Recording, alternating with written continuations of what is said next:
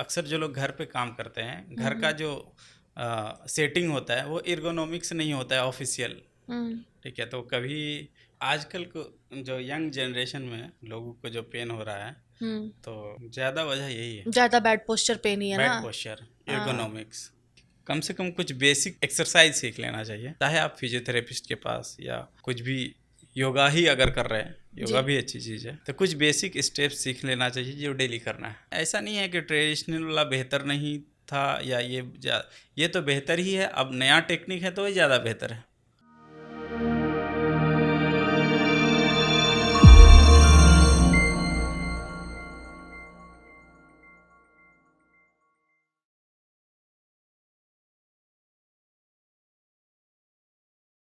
नमस्कार, मैं हूँ श्रद्धा, आपकी होस्ट और आपकी दोस्त, और आप सबका स्वागत है विविड टॉक्स पर। आप सब जानते हैं, हर बार जैसे नया कुछ ना कुछ होता है, इस बार भी हमारे पास कुछ नया है। गेस कर सकते हैं? चलिए कोई बात नहीं, गेस करने की ज़रूरत नहीं है, मैं बता देती हूँ। इस बार हमारा जो टॉपिक है वो है फिजियोथेरेपी। हर किसी को अपने लाइफ में कभी ना कभी इस चीज़ से सामना ज़रूर हुआ होगा। कभी स्ट्रेस की वजह से, कभी सर्वाइकल्स की वजह से, कभी एक्सीडेंट की वजह से, मल्टीपल रीजंस।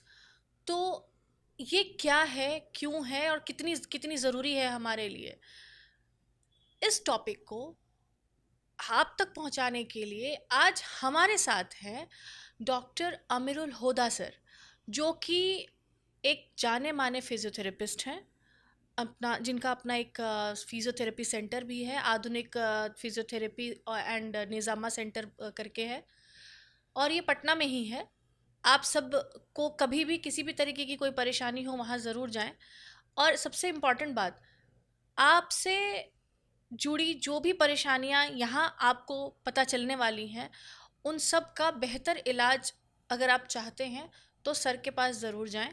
और एक और चीज़ मैं कहना चाहूँगी कि इस पूरे एपिसोड में हमारे शरीर से जुड़ी जो भी समस्याएं होती हैं, जो कि फिजियोथेरेपी के अंदर आती हैं, नर्व्स, बोन्स एंड ऑल, उन सब से जुड़ी इन्फॉर्मेशन आपको मिलेगी।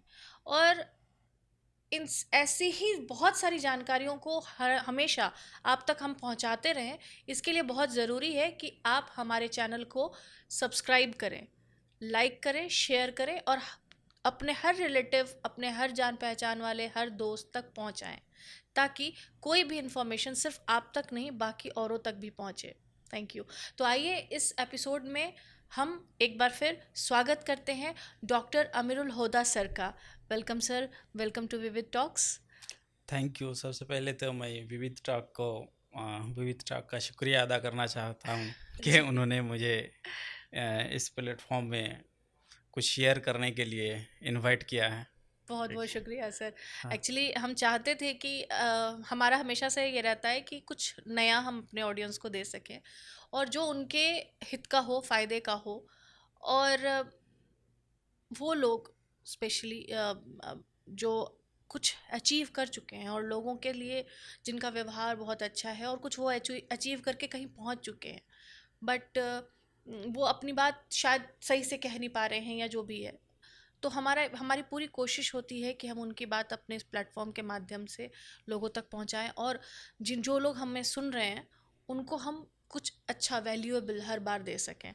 तो इसी मद्देनज़र हमने आपको भी यहाँ बुलाया है। उसके लिए थैंक यू, बहुत बहुत शुक्रिया आपका। जी।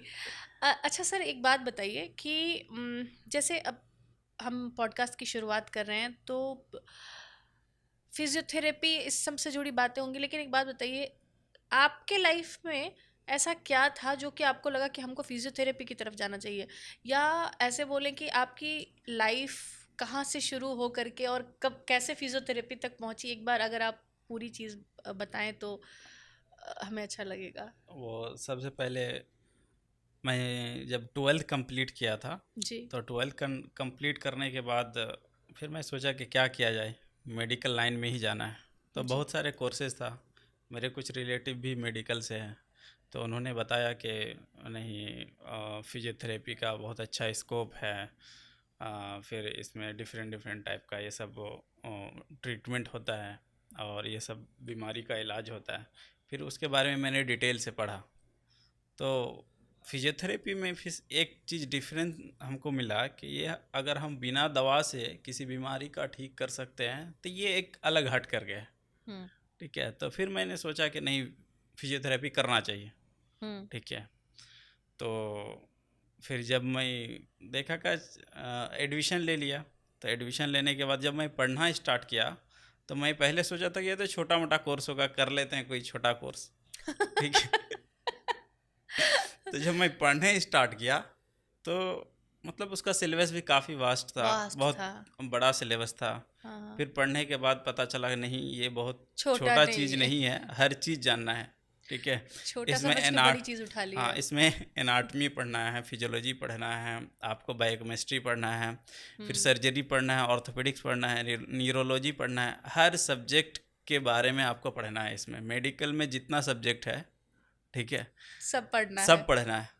तो सारे चीज़ के बाद जब कंप्लीट हुआ और जब फिजियोथेरेपी में कुछ सीनियर फिजियोथेरेपिस्ट से मिला और उन लोगों का हैंड स्किल देखा कि नहीं, एक बार हाथ लगाने से ही किसी का अगर दर्द कम हो जा रहा है, तो बहुत छोटा ब्रांच नहीं है ये। ठीक है, एक्चुअली एक्चुअली तो हाँ। फिर ये सारा कंप्लीट होने के बाद हमको ये महसूस हुआ, नहीं, फिजियोथेरेपी बहुत छोटी चीज़ नहीं है और बहुत छोटा कोर्स नहीं है, ये बहुत बड़ा कोर्स है। और फिर हमको ये चीज़ प्राउड हुआ कि नहीं, बहुत अच्छी बढ़िया चीज चीज़ की उठाया है। है। हाँ। ठीक है, उसके बाद जब मैं इंटर्नशिप के दौरान पेशेंट देखना स्टार्ट किया और उसमें देखा कि नहीं, मेरे 5 मिनट या 10 मिनट या एक सेशन से अगर किसी को रिलीफ मिल रहा है, और किसी को जब हम मेडिसिन देते हैं तो मेडिसिन खाने के बाद कम से कम उसको 1 घंटा या 1.5 घंटा के बाद उनको रिलीफ होता है। हम्म। अगर हम मेरे हाथ लगाने से 5 मिनट या 10 मिनट में किसी का अगर 10% 20% भी अगर पेन रिलीफ हो जा रहा है, तो ये बहुत बड़ी चीज़ बहुत है। बड़ी बात है एक्चुअली ठीक हाँ। है, तो फिर वहाँ से फिर मुझे फिजियोथेरेपी में और आ, उसका तो इंटरेस्ट आ गया महत्व हाँ। समझ में आया जी। और फिर उसमें और भी डेप्थ से मैंने पढ़ा। उसके बाद मैंने पीजी किया हाँ। ऑर्थोपेडिक्स में। ओके। उसके बाद फिर फुटबॉल मेडिसिन में मैंने डिप्लोमा किया। ओके। ठीक है, फिर मैनुअल थेरेपी का स्पेशलाइजेशन कोर्स किया मैंने। ओके। ठीक है, फिर एक कपिंग थेरेपी का कोर्स किया। आप फिर स्पेशलिस्ट हैं उसके। जी, फिर ये सारा चीज़ मिला करके जब मैं आज ट्रीटमेंट करता हूँ तो कोई अगर बैक पेन लेकर के आ रहा है, कोई मसल्स पेन लेकर के आता है, तो मेरे एक सेशन से कम उसको 50% तो रिलीफ मिलता है। अब बहुत सारा ऐसे केसेस आते हैं जो एक ही सेशन में ठीक हो जाता है, वाओ। मस्कुलर पेन खास करके। अच्छा जब मैं ओके। मैनुअल थेरेपी करके, कपिंग थेरेपी करके, और भी बहुत सारा टेक्निक है, हाँ। वो सब यूज़ करके जब ट्रीटमेंट करता हूँ, तब मुझे एक उसमें गर्व महसूस होता है कि कुछ किया नहीं, है मैंने। मेरे हाथ में तो, और पेशेंट का फीडबैक भी ये रहता है कि सर आपके हाथ में तो जादू है, हाँ आप हाथ ये बात लगाए तो ठीक है। हो गया। हाँ ये बात ठीक तो है, है, पेशेंट का ऐसा फीडबैक बहुत स्ट्रांग होता है जब इंसान को लगता है कि हाँ पेशेंट अगर ठीक हो रहा है तो मतलब कुछ तो बात है। हाँ, तो सबसे सबसे ज़्यादा ये यहीं पे हमको गर्व फील होता है कि हम्म। जब पेशेंट का फीडबैक ये रहता है कि आपके हाथ में तो जादू है सर। तो अच्छा ये बताएं, जैसे आपने बोला कि आपको मेडिकल में ही जाना था, हाँ जी। ये क्यों था? क्योंकि आपके रिलेटिव्स मेडिकल में थे इस वजह से, या कुछ और दिमाग में था कि हाँ मेडिकल लाइन में ही जाना है, क्यों था? मेडिकल लाइन में इसलिए था कि देखिए, मैं पहले गांव में रहता था, जी। उस एरिया में डॉक्टर की कमी थी, हाँ ये बात है। इसीलिए मैंने सोचा था मेडिकल में जाना है। ठीक। हम्म। तो उस आप आपने जब ये सोचा तो क्या आपके ठीक है, एड्स की कमी तो गांव में होती है, इस वजह से बहुत सारी चीज़ें होती हैं, लेकिन उस टाइम आपने कुछ ऐसा सर्टेन नहीं सोचा था कि हाँ इस लाइन में इस फील्ड में ही जाना है? पहले से मेरा कोई ऐसा प्लान नहीं था। जैसे मैंने 9th में था, 10th में था कि हमको फिजियोथेरेपी चॉइस करना था, ऐसा कुछ नहीं था। हाँ ओके। ठीक है, मैंने 12th के बाद ही जब कर लिया। इसके इसके बारे में भी मैंने 12th के बाद ही सुना था। ठीक अच्छा है, 12th के बाद ही इसके बारे में सुना भी हाँ, था। तो वाह। फिर मैंने स्टार्ट किया। वाह। आपने आईजेएमएस में भी कुछ टाइम अपना दिया है और आप लेक्चरर भी रहे हैं, तो मतलब आपका ये आईजेएमएस का जो था वो इंटर्नशिप का टाइम था, या आपने वहाँ पे कुछ एक्सपीरियंस गेन करने के लिए वहाँ ज्वाइन किया था? मतलब क्या था ये सफ़र? और लेक्चरर अगर आप रहे तो कहाँ-कहाँ, किन-किन जगहों पे रहे? ये एक बार थोड़ा-सा बताएँगे हमें? आईजीएमएस में मैंने इंटर्नशिप के लिए ही वहाँ गया था और जी, इंटर्नशिप ही किया है जी, मैंने वहाँ से। जी, लेकिन भले मैं इंटर्नशिप किया हूँ, लेकिन जी, मैंने वहाँ से मुझे क्लिनिकल एक्सपीरियंस इतना मिला है, जी। क्योंकि वहाँ पे बहुत सारा पेशेंट आता है और हर वैरायटी का पेशेंट आता है, मतलब हाँ, हर कंप्लेन लेकर के आता है वहाँ अलग-अलग पे, तरह के अलग अलग कंप्लेंट्स तरह होते हैं। के। हाँ, ठीक है, हाँ। मतलब आईजीएमएस जाने से पहले मैं सिर्फ ये सोचता कि low back pain, neck pen, shoulder pen, knee pain, ये सब का ट्रीटमेंट शायद इतना हम लोग को सिर्फ क्लिनिक में मिलेगा। Okay, okay. लेकिन जब मैं वहाँ पे गया तो वहाँ पे मुझे ये फील हुआ कि नहीं, सिर्फ यहीं तक महदूद नहीं है कि हम सिर्फ नी पेन, बैक पेन और नेक पेन देखेंगे। वहाँ हुँ, पे जाके पता चला नहीं, अगर किसी का नी का ऑपरेशन होना है हुँ। तो उससे पहले भी फिजियोथेरेपी होना है, अ- अच्छा, और ऑपरेशन के बाद भी फिजियोथेरेपी होना है। ऑपरेशन से पहले भी होती है फिज़ियोथेरेपी? ऑपरेशन से पहले भी फिजियोथेरेपी होती है। अच्छा, मान ओके, लीजिए किसी का सिर्फ टीकेआर होना है, नी रिप्लेसमेंट होना है, ओके, तो नी रिप्लेसमेंट से पहले भी फिजियोथेरेपी होती है, ओके। नी रिप्लेसमेंट के बाद भी फिजियोथेरेपी होती है। पहले का रीज़न? पहले का रीज़न कि आपका मसल को स्ट्रॉन्ग करना है, ताकि आप ओके, सर्जरी के बाद आप एबल हो कि चल सको। ओके, ठीक है, और ओके। कोई भी सर्जरी होती है तो उसमें मसल वीक होता है, हाँ, तो पहले से उसको स्ट्रॉन्ग किया जाता है और फिर उसको रिकवरी के लिए आफ्टर सर्जरी फिर उसको फिजियोथेरेपी होना है। ठीक है, सिर्फ ओके। इतना ही नहीं है, आज के डेट में हुँ, अगर किसी कोई कैंसर पेशेंट है, जी, ठीक है, तो कैंसर पेशेंट में भी फिजियोथेरेपी होती है। ओके, कैंसर की वजह से अगर ऑपरेशन हुआ, ठीक जी, है, ऑपरेशन की वजह से बहुत सारे लोग को, जैसे मौत कैंसर के लिए अगर ऑपरेशन हो रहा है तो कॉन्ट्रैक्चर वगैरह डेवलप हो जाता है। ठीक ओके। है, मौत ओपनिंग नहीं होता है। हुँ, हुँ, ठीक है, तो हुँ, उस हुँ। कंडीशन में फिर फिजियोथेरेपी होती है, माउथ की? मौत की ओपनिंग के लिए। अच्छा। और जैसे कार्डियक सर्जरी अगर होना है, हुँ, ठीक है, तो सर्जरी के बाद भी फिजियोथेरेपी होना है। कार्डियक सर्जरी के बाद? कार्डियक सर्जरी के बाद, तो उसके बाद भी फिजियोथेरेपी होना है रिकवरी के लिए। तो आईजीएमएस में हमको ये सारा चीज़ देखने मिला कि सिर्फ हमको न्यूरोलॉजिकल कंडीशन या ऑर्थोपेडिक कंडीशन तक ही लिमिटेड नहीं है, हुँ, हर हुँ, डिपार्टमेंट हुँ। में इसकी ज़रूरत पड़ती है। इवन गायनिकोलॉजी डिपार्टमेंट में भी फिजियोथेरेपी की ज़रूरत है, डिलीवरी से पहले भी और डिलीवरी के बाद भी। अच्छा, ठीक है, ओके, हाँ, डिलीवरी से पहले भी फिजियोथेरेपी होती है, क्योंकि उसको प्रिपेयर किया जाता है। ठीक ओके, है, नॉर्मल डिलीवरी के लिए प्रिपरेशन किया जाता है, हर मसल ओके। को स्ट्रेच स्ट्रेच कैसे करना है।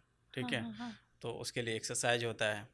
उसके बाद पोस्ट डिलीवरी फिर उसको कैसे स्ट्रेंथनिंग करना है, वीक हो जाता है, सारा मसल लूज होता है। ठीक है, ओके, तो हाँ। उसका स्ट्रेंथनिंग कैसे करना, तो उसके बाद भी फिजियोथेरेपी होती है। तो ये सारा चीज़, हर तरह का पेशेंट मिला आईजीएमएस में, और वॉव! उसको ट्रीटमेंट करने का, अब वहाँ के जो लोग थे उन्होंने अप्रोच सिखाया। हुँ, ठीक है, डायग्नोसिस करना सिखाया कि किसी पेशेंट को कैसे डायग्नोसिस करना है। जी, तो बहुत अच्छा एक्सपीरियंस रहा है वहाँ का। बढ़िया है ये तो। और आपकी जो लेक्चरशिप जहाँ भी आपने पढ़ाया या हाँ, जो भी था वो सब वो कहाँ-कहाँ आपका हाँ, रहा? उसके बाद मैंने पीजी करा ओके, ऑर्थोपेडिक्स में। ऑर्थोपेडिक्स उसके में, बाद हाँ। एज ए लेक्चरर मैंने Ambedkar institute of higher education, वहाँ पे एज ए लेक्चरर 2 साल काम किया। ओके, फिर अभी मैं एक मौलाना मिन्नतुल्लाह रहमानी टेक्निकल इंस्टीट्यूट है, हुँ, वहाँ पे फिजियोथेरेपी डिपार्टमेंट में असिस्टेंट प्रोफेसर हूँ। हुँ, हुँ। वहाँ पे मैं डेली लेक्चर लेता हूँ। तो वहाँ आपका डेली का लेक्चर भी होता है प्लस आपका हॉस्पिटल भी है? हाँ, वहाँ पे मॉर्निंग आवर में वहाँ लेक्चर होता है, इवनिंग में फिर क्लिनिक में देखता हूँ। अ, आप जैसे आपकी आपने बताया कि आप कपिंग थेरेपी के स्पेशलिस्ट हैं। जी, manual and cupping therapy, right? Manual therapy में मैं ज़्यादा काम करता हूँ। मैनुअल पे आप ज़्यादा करते हैं और जी, कपिंग थेरेपी भी आप कपिंग करते हैं। थेरेपी भी करते हैं। जी। जी। तो जो ट्रेडिशनल पहले जो थेरेपीज़ वगैरह होती थी, जैसे ये सब बिल्कुल नई चीज़ें हैं जो आई हैं। पहले अगर हम देखें थेरेपी के लिए तो वैक्स गर्म करके और वो सारा कुछ होता था हाँ उसमें, प्लस व्हील्स वगैरह होते थे, कार्ड होते थे।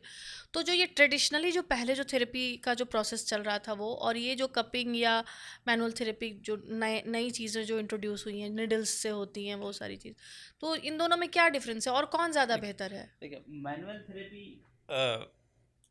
नया मतलब नया टेक्निक नहीं बोला जा सकता है। मैनुअल थेरेपी में बहुत सारा नया टेक्निक आ गया है। अच्छा, मैनुअल थेरेपी में बहुत सारा हाँ, आया है। Manual okay, therapy right. पहले से ही होता आ रहा है। जी। मैनुअल थेरेपी में बहुत सारा नया टेक्निक आ गया है। ओके। ठीक है।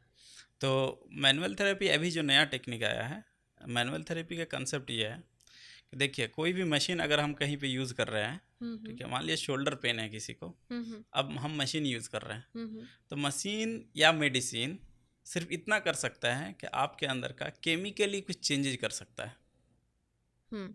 ठीक है। हम्म। अगर वहाँ पे कोई चीज़ टाइट हो गया या हम्म। मिस अलाइन हो गया, हम्म। तो उसको अगर करेक्ट करना है आपको, हम्म। ठीक है, तो कोई भी मेडिसिन या हम्म। कोई मशीन आपको अगर ऐसे है, मिस अलाइंड है, तो उसको अपने जगह पे नहीं ला सकता है। नहीं ला सकता है। हाँ, कोई मेडिसिन ऐसा नहीं है कि फिजिकली डिस्प्लेस कर देगा आपके कोई ऑर्गेन को या स्ट्रक्चर को।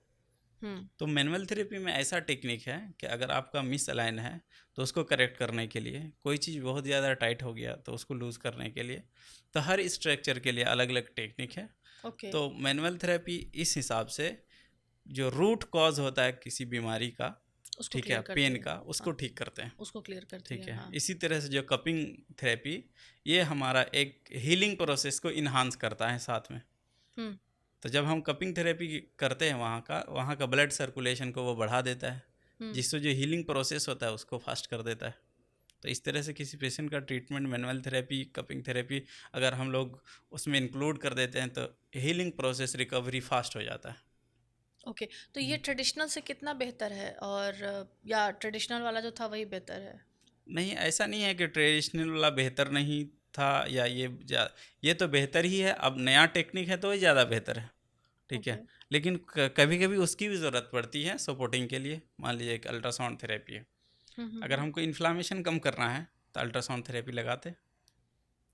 पेन कम करना है, अगर मैंने मैनुअल थेरेपी से मान लीजिए कि कम नहीं हुआ, हम्म। ठीक है, तो टेंस एक मशीन होती है, वो अप्लाई करना पड़ता है। ओके। ठीक है, तो वो सपोर्टिंग के लिए यूज़ करते ही है, लेकिन ज़्यादा मैनुअल थेरेपी काम उस पे काम करते हैं। ओके।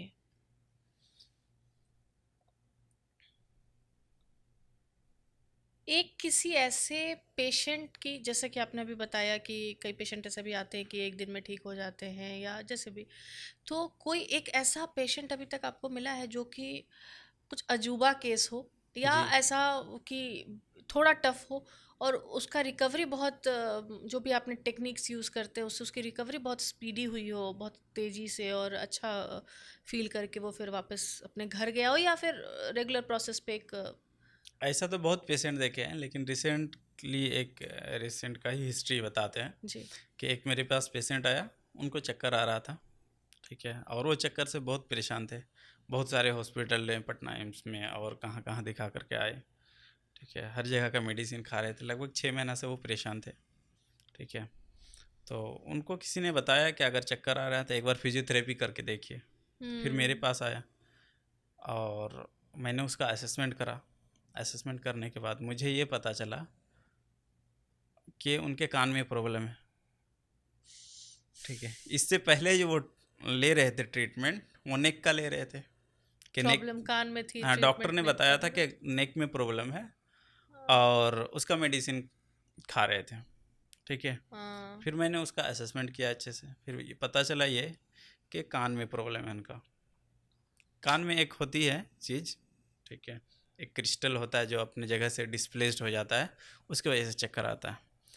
तो मैंने असेसमेंट करके जब मैंने ये डायग्नोसिस किया कि कान में प्रॉब्लम है, तो फिर मैंने उसका ट्रीटमेंट किया, एक सेशन में ठीक हो गया।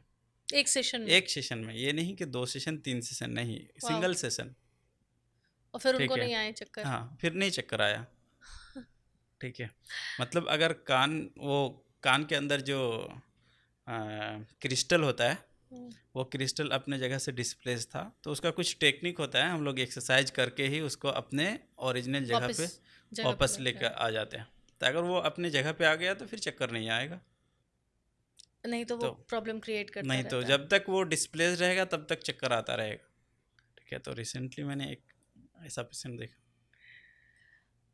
एंड जो एथलीट्स होते हैं या जो स्पोर्ट्समैन जो लोग होते हैं, वो लोगों को सबसे ज़्यादा फिजियोथेरेपी की ज़रूरत होती है, राइट? क्योंकि उनको कहीं ना कहीं चोट लगती रहती है, कहीं ना कहीं ठुकते पिटते रहते हैं उन लोग। एक्चुअली सॉरी, पर होता यही है। अभी कोई फुटबॉल प्लेयर है, आया फुटबॉल हिट कर गया, क्रिकेट प्लेयर है, स्ट्रेच ही हो गया, या हाँ, कभी नस खिंच गई कमर की, कहीं चोट बैट से लग गई, बॉल से लग गई, तो उनको कुछ ना कुछ ट्रीटमेंट्स की हमेशा ज़रूरत पड़ती रहती है। तो वो फास्ट रिकवरी के लिए कौन सा प्रोसेस यूज़ करते हैं? मतलब नॉर्मल जो फिजियोथेरेपी का है वो, या कपिंग, या कौन सा यूज़ करते हैं वो फास्ट रिकवरी, क्योंकि उनको चाहिए भी फास्ट रिकवरी। देखिए, ये डिपेंड करता है कि इंजरी पे डिपेंड करता है कि कौन फास्ट रिकवरी होगा या कौन टाइम लेगा। कुछ भी कर ले, टाइम लेगा ही वो। ओके। ठीक है, हाँ। जैसे कुछ दिन पहले एक हार्दिक पांडे का जी। इंजरी हो गया था। जी। ठीक है, एंकल में इंजरी आ गया था। हाँ हाँ। तो अगर लिगामेंट इंजरी हो रही है तो आप कुछ भी कीजिए, उसमें टाइम लेगा ही। ठीक हम्म। है, उसको हीलिंग करने के लिए जितना टाइम चाहिए वो टाइम लेगा ही। अभी मैं ठीक आपसे है, लिगामेंट इंजरी वाला ही सवाल पूछने वाली हाँ। थी, अच्छा हुआ आपने खुद ही तो बताया फिर। हाँ, तो लिगामेंट इंजरी अगर हो रहा है किसी हाँ। का तो वो टाइम लेगा ही। मस्कुलर पेन किसी को हो रहा है, सिर्फ मसल स्ट्रेच हो जा रहा है। ठीक है, आ, तो वो फास्ट रिकवरी हो जाता है। तो उसके लिए हम लोग बहुत बार कपिंग थेरेपी यूज़ कर लेते हैं, नॉर्मल स्ट्रेचिंग से ही रिलीफ हो जाता है। ठीक है, तो स्ट्रेचिंग वगैरह से। स्ट्रेचिंग से। ओके। अच्छा, ये साइटिक जो पेन होता है, साइटिका, जी, तो उसका रीज़न क्या होता है? उसको फिजियोथेरेपी के थ्रू ठीक किया जा सकता है या नहीं? और मतलब उसके लिए क्या प्रिकॉशंस लेने होते हैं, या फिजियोथेरेपी के थ्रू उसको ठीक करने का क्या प्रोसेस होता देखिए है? सयाटिका, देखिए सयाटिका का वजह बहुत सारा होता है होने का। ओके। ठीक है, हाँ।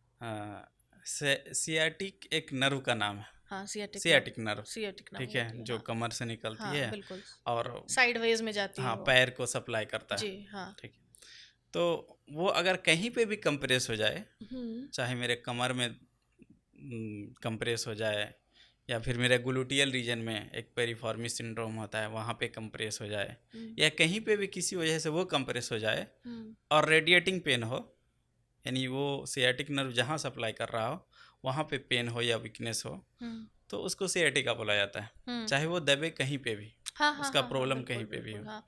वो ठीक है, ओवरऑल पूरे में ही पेन होता है। वहाँ ओवरऑल वो पूरे में पेन होता है। हुँ, हुँ। तो उसका ट्रीटमेंट, अब वो फिजियोथेरेपी से ठीक होगा कि नहीं, डिपेंड ये करता है कि कॉज क्या है। मान लीजिए अच्छा। मसल में कंप्रेशन की वजह से अगर हो रहा है हाँ। तो ठीक हो जाएगा। हुँ। अगर डिस्क बल्ज की वजह से वो कंप्रेस हो रहा है हुँ। तो डिपेंड ये करता है कि डिस्क बल्ज कितना हुआ है। ओके। ठीक है, अगर सीवियर मतलब डिस्क बल्ज हुआ है, उसका 3 ग्रेड हुआ, थर्ड ग्रेड में हुआ है, हुँ। ठीक है, तो उसमें सर्जरी की ज़रूरत पड़ती है। ओके। ठीक है, और अगर ग्रेड 1 2 3 तक 2 तक ही है तो उसमें सर्जरी की ज़रूरत नहीं पड़ती है, तो वो फिजियोथेरेपी से ही ठीक हो जाता है। लेकिन मोस्ट ऑफ द sciatica 95% वो फिजियोथेरेपी से ठीक हो जाता है। 95% ऑफ साइटिका। हाँ, ओके। वैसा केस जिसका sciatica की वजह से अगर पैरालिसिस हो रहा है तो ऐसे में उनको सर्जरी की ज़रूरत पड़ती है। साइटिका की वजह से अगर पैरालिसिस हो रही है जी, तो मतलब वो जी। लास्ट स्टेज वाला डिस्क का आपका हाँ, बल्ज है, हाँ, राइट? डिस्क बल्ज मतलब कंप्लीट डिस्क बल्ज हो गया और वो नर्व कंप्रेस हो गया है पूरी तरह से, हुँ। तो हुँ। उसमें सर्जरी की ज़रूरत पड़ती है। ओके। अच्छा, ये जो अभी कोविड गुज़रा है, तो कोविड के बाद एक वर्क फ्रॉम होम का कल्चर बहुत ज़्यादा है। जी, लोग वर्क फ्रॉम होम से के में काम कर, मतलब वर्क फ्रॉम होम वाला ही कल्चर अपना रखे हैं बहुत सारी कंपनीज अभी भी। तो उसमें क्या होता है, लोगों का उठने बैठने का पोस्चर वैसा नहीं होता है जैसा कि एक ऑफिस में जाके अगर आप बैठ के काम कर रहे हैं तो जी, करते हैं। कभी आप लेट के कर रहे होते हैं, कभी ऊट पटांग तरीके से बैठ के काम कर रहे होते हैं। और इसके अलावा एक तो पोस्चर है, और कई लोग अगर पोस्चर अपना भी रखे हैं, सही बना भी रखे हैं, तो उनका शेड्यूल बहुत हेक्टिक होता है। अब आप ऑफिस में अगर काम कर रहे होते हो तो आपका पता है एक टाइम है, मेरा उस टाइम के बीच में मेरे को जाना है ऑफिस, वहाँ पे काम करना है। वर्क फ्रॉम होम में क्या होता है कि आप 24/7 ऑन है। जी। तो एक उनका वर्क का जो टाइमिंग होता है वो भी खराब हो जाता है, वर्क प्रेशर उनका बढ़ जाता है। तो ये कितना इम्पॉर्टेंट है कि मतलब ये कितना ज़्यादा हजार्डस है बॉडी के लिए, अगर हम बात करें नर्व्स के दबने की या मसल स्ट्रेस की या इस तरीके से, जो कि इनको फिजियोथेरेपी की क्या ज़रूरत पड़नी चाहिए, मतलब हो सकती है। हाँ बिल्कुल। जब से ये वर्क फ्रॉम होम यानी आफ्टर द कोविड जब से स्टार्ट हुआ है, हम्म। तब से हम लोग यंग एज में नेक पेन का पेशेंट ज़्यादा देख रहे हैं। एक्चुअली अक्सर एक्चुअली। अक्सर जो लोग घर पे काम करते हैं, घर हम्म। का जो सेटिंग होता है वो एर्गोनॉमिक्स नहीं होता है ऑफिशियल। हम्म। ठीक है, तो कभी वो लेट के ही लैपटॉप चला रहे हैं लंबी टाइम तक, बिल्कुल। या नॉर्मल चेयर पे बैठ करके लंबी टाइम तक वो हाँ ऑफिस का हाँ काम हाँ करते हैं, हाँ। तो उसमें नेक बेंड रहता है। ठीक है, या ऑफिस में जिस तरह का एर्गोनॉमिक लगा हुआ रहता है, जिस तरह का वहाँ का टेबल रहता है, चेयर रहता है, इस तरह से घर में नहीं होता नहीं सेटअप। होता है, हाँ नहीं होता ठीक है। है, तो उसकी वजह से बैक में ज़्यादा स्ट्रेस पड़ता है, नेक बेंड होने की वजह से नेक में ज़्यादा स्ट्रेस पड़ता है। हम्म। तो इसके वजह से तो एक ऑफिस वर्क और जो वर्क फ्रॉम होम काम कर रहे हैं, वो ये ऐसा पेशेंट का तो बढ़ा है। बढ़ा है हाँ, ऐसा मतलब। पेशेंट बढ़ा है। ओके। अच्छा, ऐसे पेन्स को ठीक करने के लिए कई बार ये ह्यूमन बॉडी वोल्टेज भी उनके बॉडी में पास कराया जाता है, कई बार ऐसा भी कुछ थेरेपी उनको दी जाती है। तो ये ह्यूमन बॉडी वोल्टेज क्या है? देखिए, जैसे वोल्टेज पास किया कराया जाता है, तो वो हम्म। इलेक्ट्रिक करंट की बात कर रहे हैं शायद। हाँ, करंट की ठीक बात है, कर रहे हैं। तो वो बहुत माइक्रो करंट होता है। ठीक है, वो ना पेन गेट थ्योरी पे काम करता है। हाँ। जैसे आप बहुत बार फील किए होंगे कि आपको अगर कहीं पे चोट लगा तो उसको थोड़ा सा रब कर दिए तो पेन कम फील होता है। बिल्कुल बिल्कुल। तो एक हमारा मैकेनिकल रिसेप्टर होता है हमारे बॉडी में। हाँ। जब कोई भी करंट अप्लाई करते हैं तो वहाँ पे वाइब्रेशन होती है। बिल्कुल। तो जब वहाँ पे वाइब्रेशन होता है तो हमको पेन का फीलिंग नहीं होता है, वाइब्रेशन का फीलिंग होता है। ठीक है, हाँ। ये हमारे बॉडी में वाइब्रेशन का सेंसेशन ब्रेन तक ले जाने के लिए और पेन का सेंसेशन ब्रेन तक ले जाने के लिए दो टाइप का नर्व होता है। ओके। ठीक है, दो अलग अलग नर्व होता है, ओके। वाइब्रेशन अलग लेकर के जाएगा, पेन अलग लेकर के जाएगा। ओके। ठीक है, तो जो पेन का सेंसेशन लेकर के जाता है वो स्लो उसका होता है। वो स्लो होता है। अच्छा, वो स्लो वो होता स्लो होता है। है। ठीक है, और जो वाइब्रेशन का सेंसेशन लेकर के जाता है वो फास्ट होता है। तो हमारा स्पाइनल कॉर्ड में एक मैकेनिज्म होता है जिससे जो पेन का सेंसेशन लेकर के जाता है उसको ब्लॉक कर देता है और वाइब्रेशन का सेंसेशन ब्रेन तक जाता है। इस तरह से हमको पेन का फीलिंग नहीं होता है। मतलब हाँ। उस चक्कर में, वाइब्रेशन के चक्कर में वो कमांड जाना ब्रेन को बंद हो जाता है, तो हाँ, ना पेन ब्रेन का कमांड जाना बंद हो जाता है। पेन का कमांड ब्रेन को जाता ही नहीं, पेन तो वही रहता है। हाँ, पेन वही रहता है। पेन वही आपका रहता है, बस प्रॉब्लम वही कमांड है। नहीं जा रहा आपका होता है। प्रॉब्लम वही है। अच्छा, ठीक है, ओके। तो वो सिर्फ आपको पेन फील नहीं होगा। ओके। फिर बाकी हम लोग उसको ठीक करने के लिए दूसरा चीज़ यूज़ करते हैं, हम्म। मैनुअल थेरेपी यूज़ करते हैं या और कुछ यूज़ करते हैं। लेकिन पेन कम करने के लिए ऐसा इलेक्ट्रिक करंट का यूज़ करते हैं। अच्छा, ये कितना सही है ये पास करना, इलेक्ट्रिक देखिए, करंट? इसका इफ़ेक्ट हमारा ब्रेन तक सिर्फ सिग्नल जाती है, करंट नहीं जाती है ब्रेन तक। हाँ। तो इसका साइड इफ़ेक्ट नहीं है। ओके। तो और बहुत माइक्रो वोल्टेज में जाता है, बहुत कम। लेकिन इसको भी एडजस्ट करते हैं कभी कम, आपके टॉलरेंस के हिसाब से इसको हाँ, एडजस्ट किया जाता टॉलरेंस के हिसाब से है, एडजस्ट करते टॉलरेंस हैं। के हिसाब से। क्योंकि देखिए, मान लीजिए कि आपको 10 मिली एम्पियर का हम वोल्टेज दे रहे हैं। ठीक है, हम्म। इतना करंट 10 मिली एम्पियर का करंट दे रहे हैं। हम्म। तो आपका स्किन का टॉलरेंस लेवल अलग होता है हम्म। और दूसरे का टॉलरेंस अलग होता है। हम्म। तो पर्सन टू पर्सन किसी को ज़्यादा कम में ज़्यादा देने पे भी कम फील होता है, किसी को कम देने पे भी ज़्यादा ज्यादा फील फील होता है। होता है। किसकी मोटी चमड़ी है? कुछ लोग हाइपर सेंसिटिव होते हैं। ठीक है, हाँ। तो उसको फिर कम ही दिया जाता है, ओके। टॉलरेंस के हिसाब से ही अप्लाई करते हैं। अच्छा, जो हमारी जो, जैसे अभी मैंने आपसे पूछा भी था कि लाइफस्टाइल जो होता है, तो हमारा खान पान या फिर मोबाइल वगैरह यूज़ करने का जो हमारा तरीका है वो हमें हमारे जैसे गर्दन वाला जो पोस्चर होता है वो, या फिर कहीं ना कहीं हम जब लेटते हैं तो हमारा लेटने का भी कुछ पोस्चर गलत होता है, तो वो सब कितना इफेक्टिव है हमारे पूरे बॉडी के पेन और नर्व्स या बोन्स को के लिए, कितना असर करता है वो? आजकल को जो यंग जनरेशन में लोगों को जो पेन हो रहा है, हम्म। तो ज़्यादा वजह यही है। ज़्यादा बैड पोस्चर पेन ही है ना? बैड पोस्चर, हाँ। एर्गोनॉमिक्स। हाँ। ठीक है। ओके। अभी जो ये लग्जरी लाइफ आ गया सब, मतलब मोटा मोटा एकदम मैट्रेस लगाते हैं। अच्छा, हाँ, तो मैट्रेस, हाँ। हाँ, तो उसमें जब कोई सोते हैं तो उसमें ना पोस्चर सही नहीं रहता। आई एग्री, हाँ। हाँ, तो हमेशा वो मैट्रेस हार्ड यूज़ करना चाहिए। उसके बाद हाँ। उसके बाद बहुत लोग की आदत होती है कि 3-4 पिलो लेकर के सोने की, हाँ। या टीवी देख रहे हैं तो 3-4 पिलो पीछे से लगा दिए, आप देख रहे हैं लंबी टाइम तक, हम्म। तो उसमें ना मसल स्ट्रेस में रहता है। स्ट्रेस में उसके रहता है। वजह से भी पेन होता है। आजकल एक बहुत बड़ा प्रॉब्लम है सबका, मोबाइल यूज़ करना। ठीक है। गर्दन झुका करके, तो उसमें भी आजकल नेक पेन होने का यंग जनरेशन में ज़्यादा वजह यही है, मोबाइल मोबाइल यूज़ करना। मोबाइल यूज़ करना। ठीक है, तो ये सब तो सब इफ़ेक्ट कर ही रहा है। आपने जो गद्दे वाली बात बोली कि जो मैट्रेस यूज़ करते हैं तो बहुत ज़्यादा कड़ा मैट्रेस, कॉटन रुई वाला मैट्रेस जो लोग यूज़ कर रहे हैं, तब रुई जो पहले ट्रेडिशनली जो गद्दा बनता है बिस्तर के लिए, तो वो अगर यूज़ कर रहे हैं, वो अगर बहुत ज़्यादा हार्ड हो जाए तो भी वो बॉडी पेन क्रिएट करता है। जी। एंड हाँ, तो भी वो बॉडी पेन क्रिएट करता है। एंड आजकल थोड़ा ऐसे चला हुआ है, बहुत फ्लफी सा मैट्रेस यूज़ करते हैं, जाओ तो घुस जाए इंसान उसके अंदर। वैसा बहुत हमारे बॉडी के लिए डेंजर है। ठीक है, एक्चुअली है एक्चुअली है। वो। अभी आपको उसमें सोने में मज़ा आएगा। ठीक है, हम्म। लेकिन आज से 3 साल 4 साल के बाद आप बैक पेन लेकर के डॉक्टर के पास दौड़ना स्टार्ट कर दोगे। तो कुछ देर के लिए अभी ये मतलब लॉन्ग टर्म इसका साइड इफ़ेक्ट होता लॉन्ग है। टर्म साइड इफेक्ट होता है। हाँ, और बहुत ज़्यादा हार्ड गद्दे पे सोने से भी बॉडी में पेन होता है। तो उतना भी हार्ड में तो कोई सोते नहीं है आजकल। मतलब जो तोशक बोला जाता है वो उतना तो लेते हाँ। ही है, तो उतना तक सही है। या ओके। मैट्रेस जो आता है, एक हार्ड मैट्रेस आता है। ठीक है, तो वो ऑर्थो मैट्रेस बोला जाता है। ऑर्थो मैट्रेस, हाँ। हाँ, वो ले सकते हैं।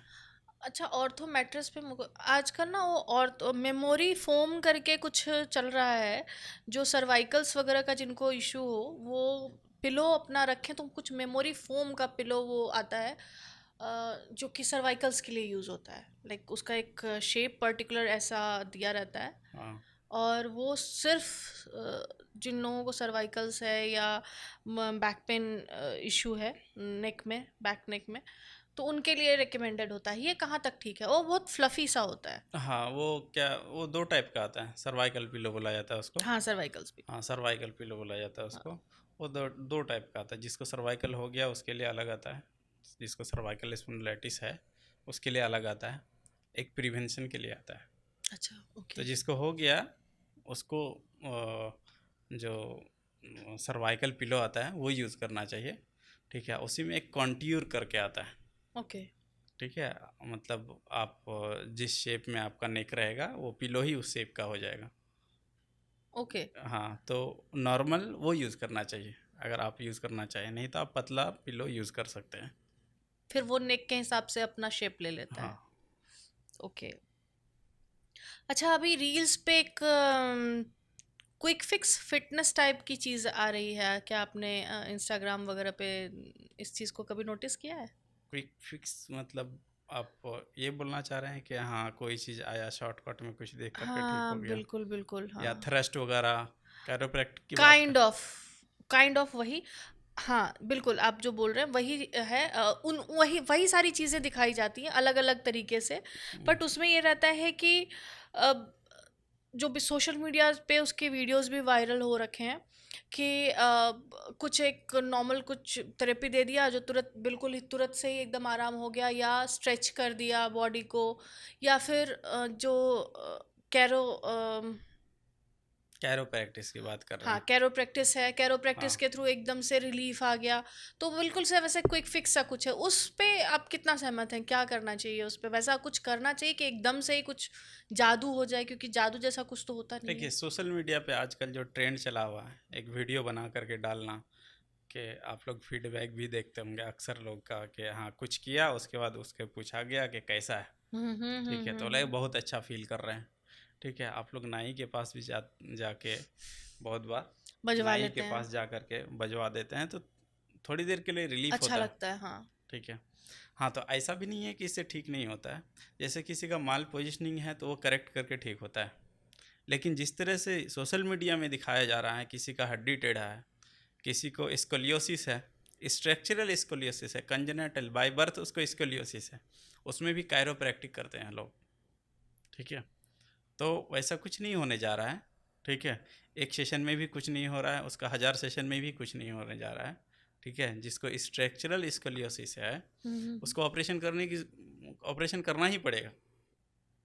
ओके। ठीक है, तो लेकिन इसको सोशल मीडिया में दिखाया गया है कि इसका भी होता है। ठीक है, अच्छा। और ठीक भी होता है। ठीक है, हम्म उनका फीडबैक उनके पेरेंट्स से लिया जाता है बच्चे का, कि हम्म कैसा है। पेरेंट्स भी बताते हैं हाँ अभी तो ठीक लग रहा है।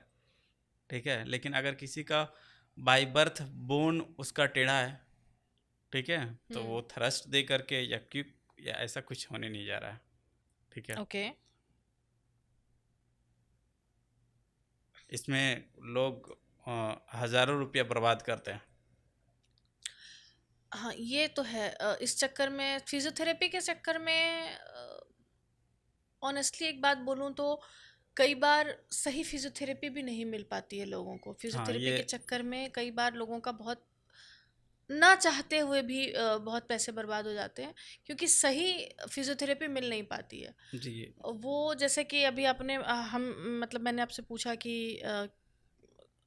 सोशल सोशल मीडिया पे जो क्विक फिक्स नाम की चीज़ें आ रही हैं, तो वो चीज़ें अब आप सोच, जैसा आपने बताया कि जिनको बाय बर्थ जिनका बोन टेढ़ा है उनको बिना सर्जरी के कोई ऑप्शन नहीं है, लेकिन अगर वही चीज़ ये बताई जा रही है कि वो चीज़ भी हम ठीक कर देते हैं, तो कहीं ना कहीं मिसगाइडेड तो है ना चीज़ें। हाँ मिसगाइडेड है।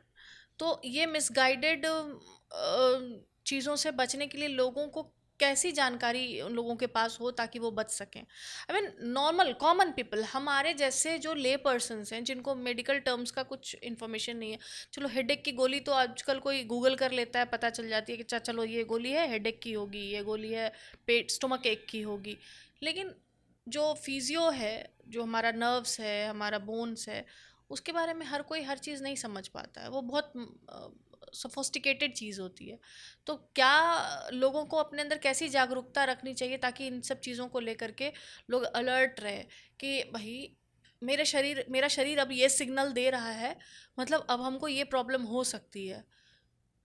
तो कुछ ऐसा स्टेजेस आप बताएंगे जिसको लेकर लोग अपने से खुद से ही सतर्क हो जाए और खुद से ही उसमें कुछ छोटा मोटा एक्सरसाइज करना शुरू करे और इस तरीके से कुछ। आपने दो चीज़ पूछा कि एक सोशल मीडिया में देख करके लोग जाते हैं, तो बहुत बार हाँ, हम लोग मिसगाइड होकर के ऐसा फिजियोथेरेपिस्ट के पास जाते हैं बिल्कुल को जो हमको सही ट्रीटमेंट नहीं मिल पाता है। बिल्कुल। और दूसरा ये कि हम कब फिजियोथेरेपिस्ट या डॉक्टर के पास जाए, जाएं। कि हमारा बॉडी हाँ कब इंडिकेट कर रहा है कि हम ये सोच करके हाँ। फिजियोथेरेपिस्ट के पास जाए। हाँ ये बात तो आपका सही है कि आज आज के डेट में बहुत माल प्रैक्टिस, बहुत फिजियोथेरेपी का माल प्रैक्टिस बहुत हो रहा है। बहुत बहुत कोई बहुत। कहीं पे थोड़ा सा भी सीख लिया मशीन यूज़ करना, और वो स्टार्ट कर देता है अपना बिल्कुल क्लिनिक खोल करके। बिल्कुल। तो ये चीज़ तो आपको सबसे पहले जहाँ जा रहे हैं, जिस डॉक्टर से ट्रीटमेंट ले रहे हैं उसके बारे में तो पता करना एकदम चाहिए ही, हम्म। कि वो कहाँ से पढ़े हैं कि नहीं पढ़े। ठीक ये भी इम्पोर्टेंट है, है, पढ़े ये हैं या भी नहीं इम्पोर्टेंट इम्पोर्टेंट। है कि पढ़े हैं हाँ कि नहीं पढ़े। हाँ। ठीक है, ये जानना तो ज़रूरी है।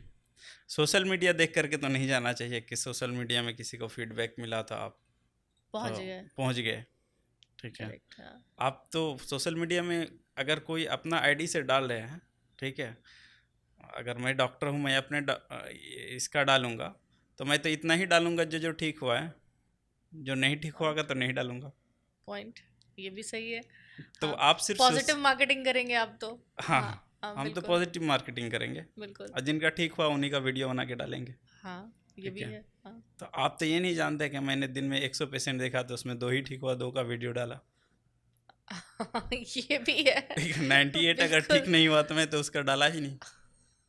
मतलब ठीक है। 98 फीडबैक तो हमारा निगेटिव जा रहा है। हाँ, तो सिर्फ हाँ। आप एक देख करके आप किसी से नहीं दिखाओ, आप उसके बारे में जानो हाँ। कि वो कहाँ कितना पढ़े हैं, उसका स्पेशलिटी क्या है। आजकल फिजियोथेरेपी में भी स्पेशलिटी होती है, उसका हम्म। क्या स्पेशलिटी है। हम्म। ठीक है, उसके बाद दिखाना चाहिए। ठीक है, ओके। उसके बाद फिजियोथेरेपिस्ट या किसी डॉक्टर से कब मिलना चाहिए आपको, कब मिलना दूसरा चाहिए? क्वेश्चन ये था। जी बिल्कुल।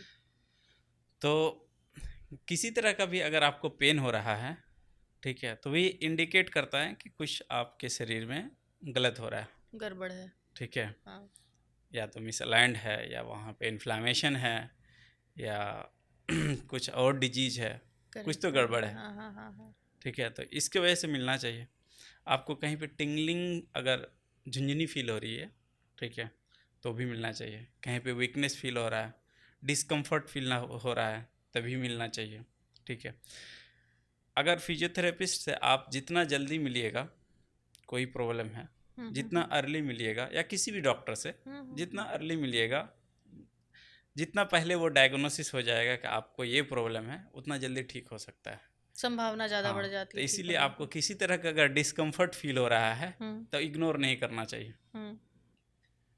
तो उसको मतलब ठीक है इग्नोर, लेकिन देखिए मेरा सवाल ऐसा था ना कि जैसे इग्नोर तो कोई नहीं करता है, पर क्या होता है कि रोज़मर्रा की ज़िंदगी में भागम भाग में लोग कहते हैं अच्छा ठीक है आज कल परसों, लेकिन इस आज कल परसों को कैसे रोकना चाहिए? क्या जैसे अगर चेस्ट पेन की हम बात करें, आजकल देख रहे होंगे आप कि हार्ट अटैक किसी भी एज में हो रहा है, जी। कार्डियक अरेस्ट हो जा रहा है, लोग अचानक डांस कर रहे हैं, बैठे हुए हैं और चले जाते हैं। तो अब कहीं ना कहीं लोगों के बीच में ये चीज़ आ गई कि अब अगर चेस्ट में मेरे को पेन हो रहा है, पहले डॉक्टर के पास जाओ। तो वो चीज़ें अब उतना थोड़ा सा लोग जागरूक हो गए, लेकिन अभी भी बॉडी पेन को बहुत लोग इग्नोर करते हैं। हाँ, तो इग्नोर कर रहे हैं वहाँ, यही चीज़, यही प्रॉब्लम है एक। वो जानते हैं कि प्रॉब्लम है, हम्म। लेकिन सीरियस नहीं है। वो जानते हैं कि ये प्रॉब्लम की वजह से हम मेरा बहुत ज़्यादा डेंजर कुछ होने नहीं जा रहा है। तो ठीक है। इसका अलग अलग लॉजिक भी देते हैं। हाँ। कोई कहे कि हम पूरे दिन काम कर रहे होते हैं, तो जाहिर सी बात है शरीर थकेगा तो दर्द हो रहा है। ठीक है, कोई कहे कि हमारा चलने का काम होता है, कोई कहे हमारा खड़े होने का काम होता है। तो इसके लिए वो डेली बेसिस पे फिजियोथेरेपी तो नहीं करवा सकते हैं, तो इसमें उनको क्या करना चाहिए? देखिए, कम से कम कुछ बेसिक एक्सरसाइज सीख लेना चाहिए। अच्छा। चाहे आप फिजियोथेरेपिस्ट के पास या कुछ भी, योगा ही अगर कर रहे हैं, जी। योगा भी अच्छी चीज़ है। जी। ठीक है, तो कुछ बेसिक स्टेप्स सीख लेना चाहिए जो डेली करना है। ठीक है। ठीक है, आपको एक्टिव रहने के लिए और हेल्दी रहने के लिए कम से कम आपका मसल में उतना स्ट्रेंथ होना चाहिए। अगर आपके मसल में उतना सफिशिएंट स्ट्रेंथ है कि आप 8 घंटा बैठ करके काम कर सकते हैं, तो आपको पेन फील नहीं होगा। ठीक है, ओके। तो एटलीस्ट उसको मेंटेन करने के लिए आपको 20 से 25 मिनट एक्सरसाइज दिन में ज़रूरी है। ठीक। मतलब अगर पेन हो रहा है इसका मतलब कि आपका मसल्स उतना स्ट्रांग नहीं है कि वो उस चीज़ को झेल सके जो काम आप हाँ, कर रहे हाँ, हैं। अगर आप काम की वजह से, स्ट्रेस की वजह से, ठीक है, आप लंबी टाइम तक बैठ करके काम कर रहे हैं, लंबी टाइम तक कहीं ट्रैवल कर रहे हैं और डेली आपका ट्रैवल का ही काम है, ठीक है, और उसमें अगर आपको पेन हो रहा है, तो समझिए कि आपका मसल वीक है। ओके। ठीक है, तो ओके। उसको स्ट्रेंथ चाहिए। ओके। तो उसके लिए स्ट्रेंथनिंग के लिए अब दूसरा कोई कुछ नहीं कर सकता है, खुद से ही करना है। खुद से करना पड़ेगा अपने मसल्स को स्ट्रेंथ करने के लिए। ओके। अच्छा, क्या नर्व्स, बोन्स, इन सब को मेंटल स्ट्रेस भी इफेक्ट करता है हाँ, इसकी इफ़ेक्ट वजह? करता है, इफ़ेक्ट करता है। किस हद तक करता जिसके है? पास जिसके पास बहुत ज़्यादा स्ट्रेस है, जो ज़्यादा स्ट्रेस लेते हैं या स्ट्रेस में काम करते हैं, ठीक है, उनका बोन वीक हो जाता है और मसल वीक भी हो जाता है, ओके। मसल स्पाज्म भी हो जाता है।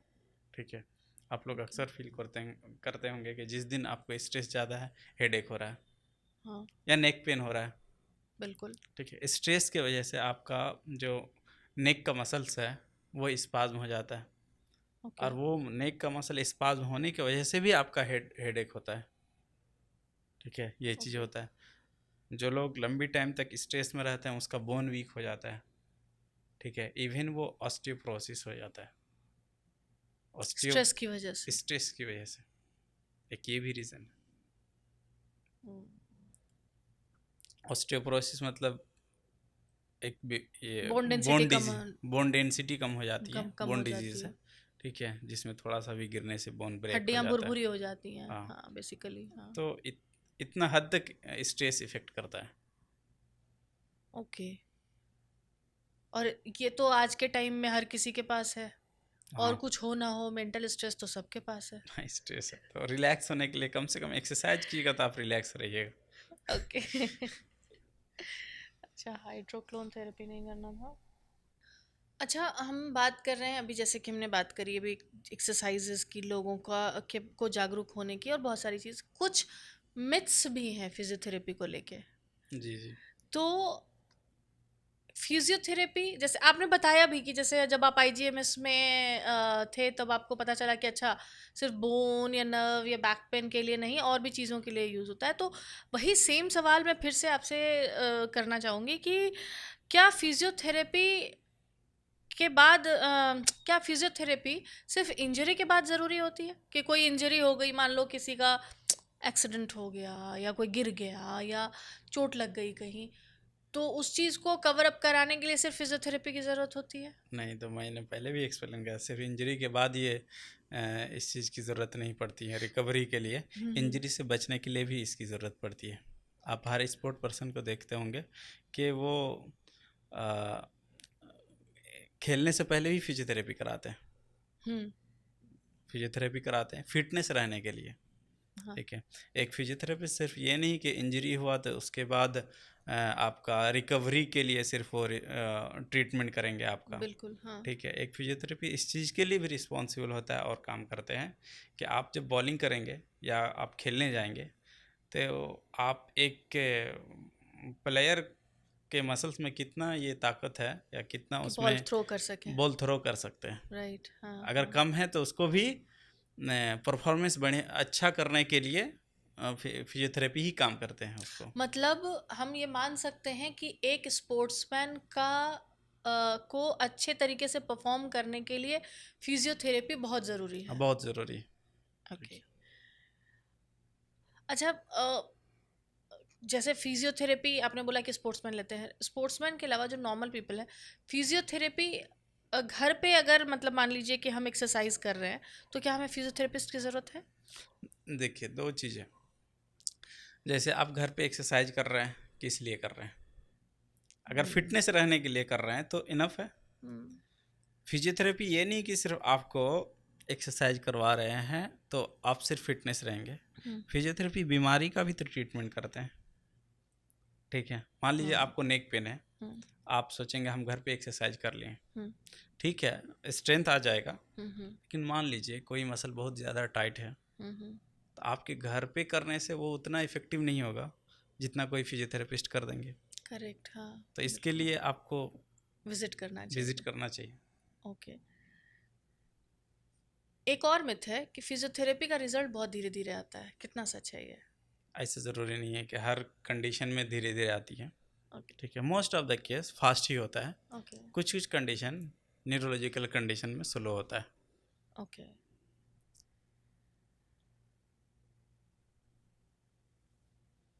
अगर किसी भी एक पर्टिकुलर सिचुएशन में, लाइक मान लीजिए डिस्क स्लिप हो, ठीक है, एक एग्जांपल के तौर पे, तो सर्जरी अगर रेकमेंड कर दिया गया हो तो वहाँ पे फिजियोथेरेपी काम आती है? बिल्कुल।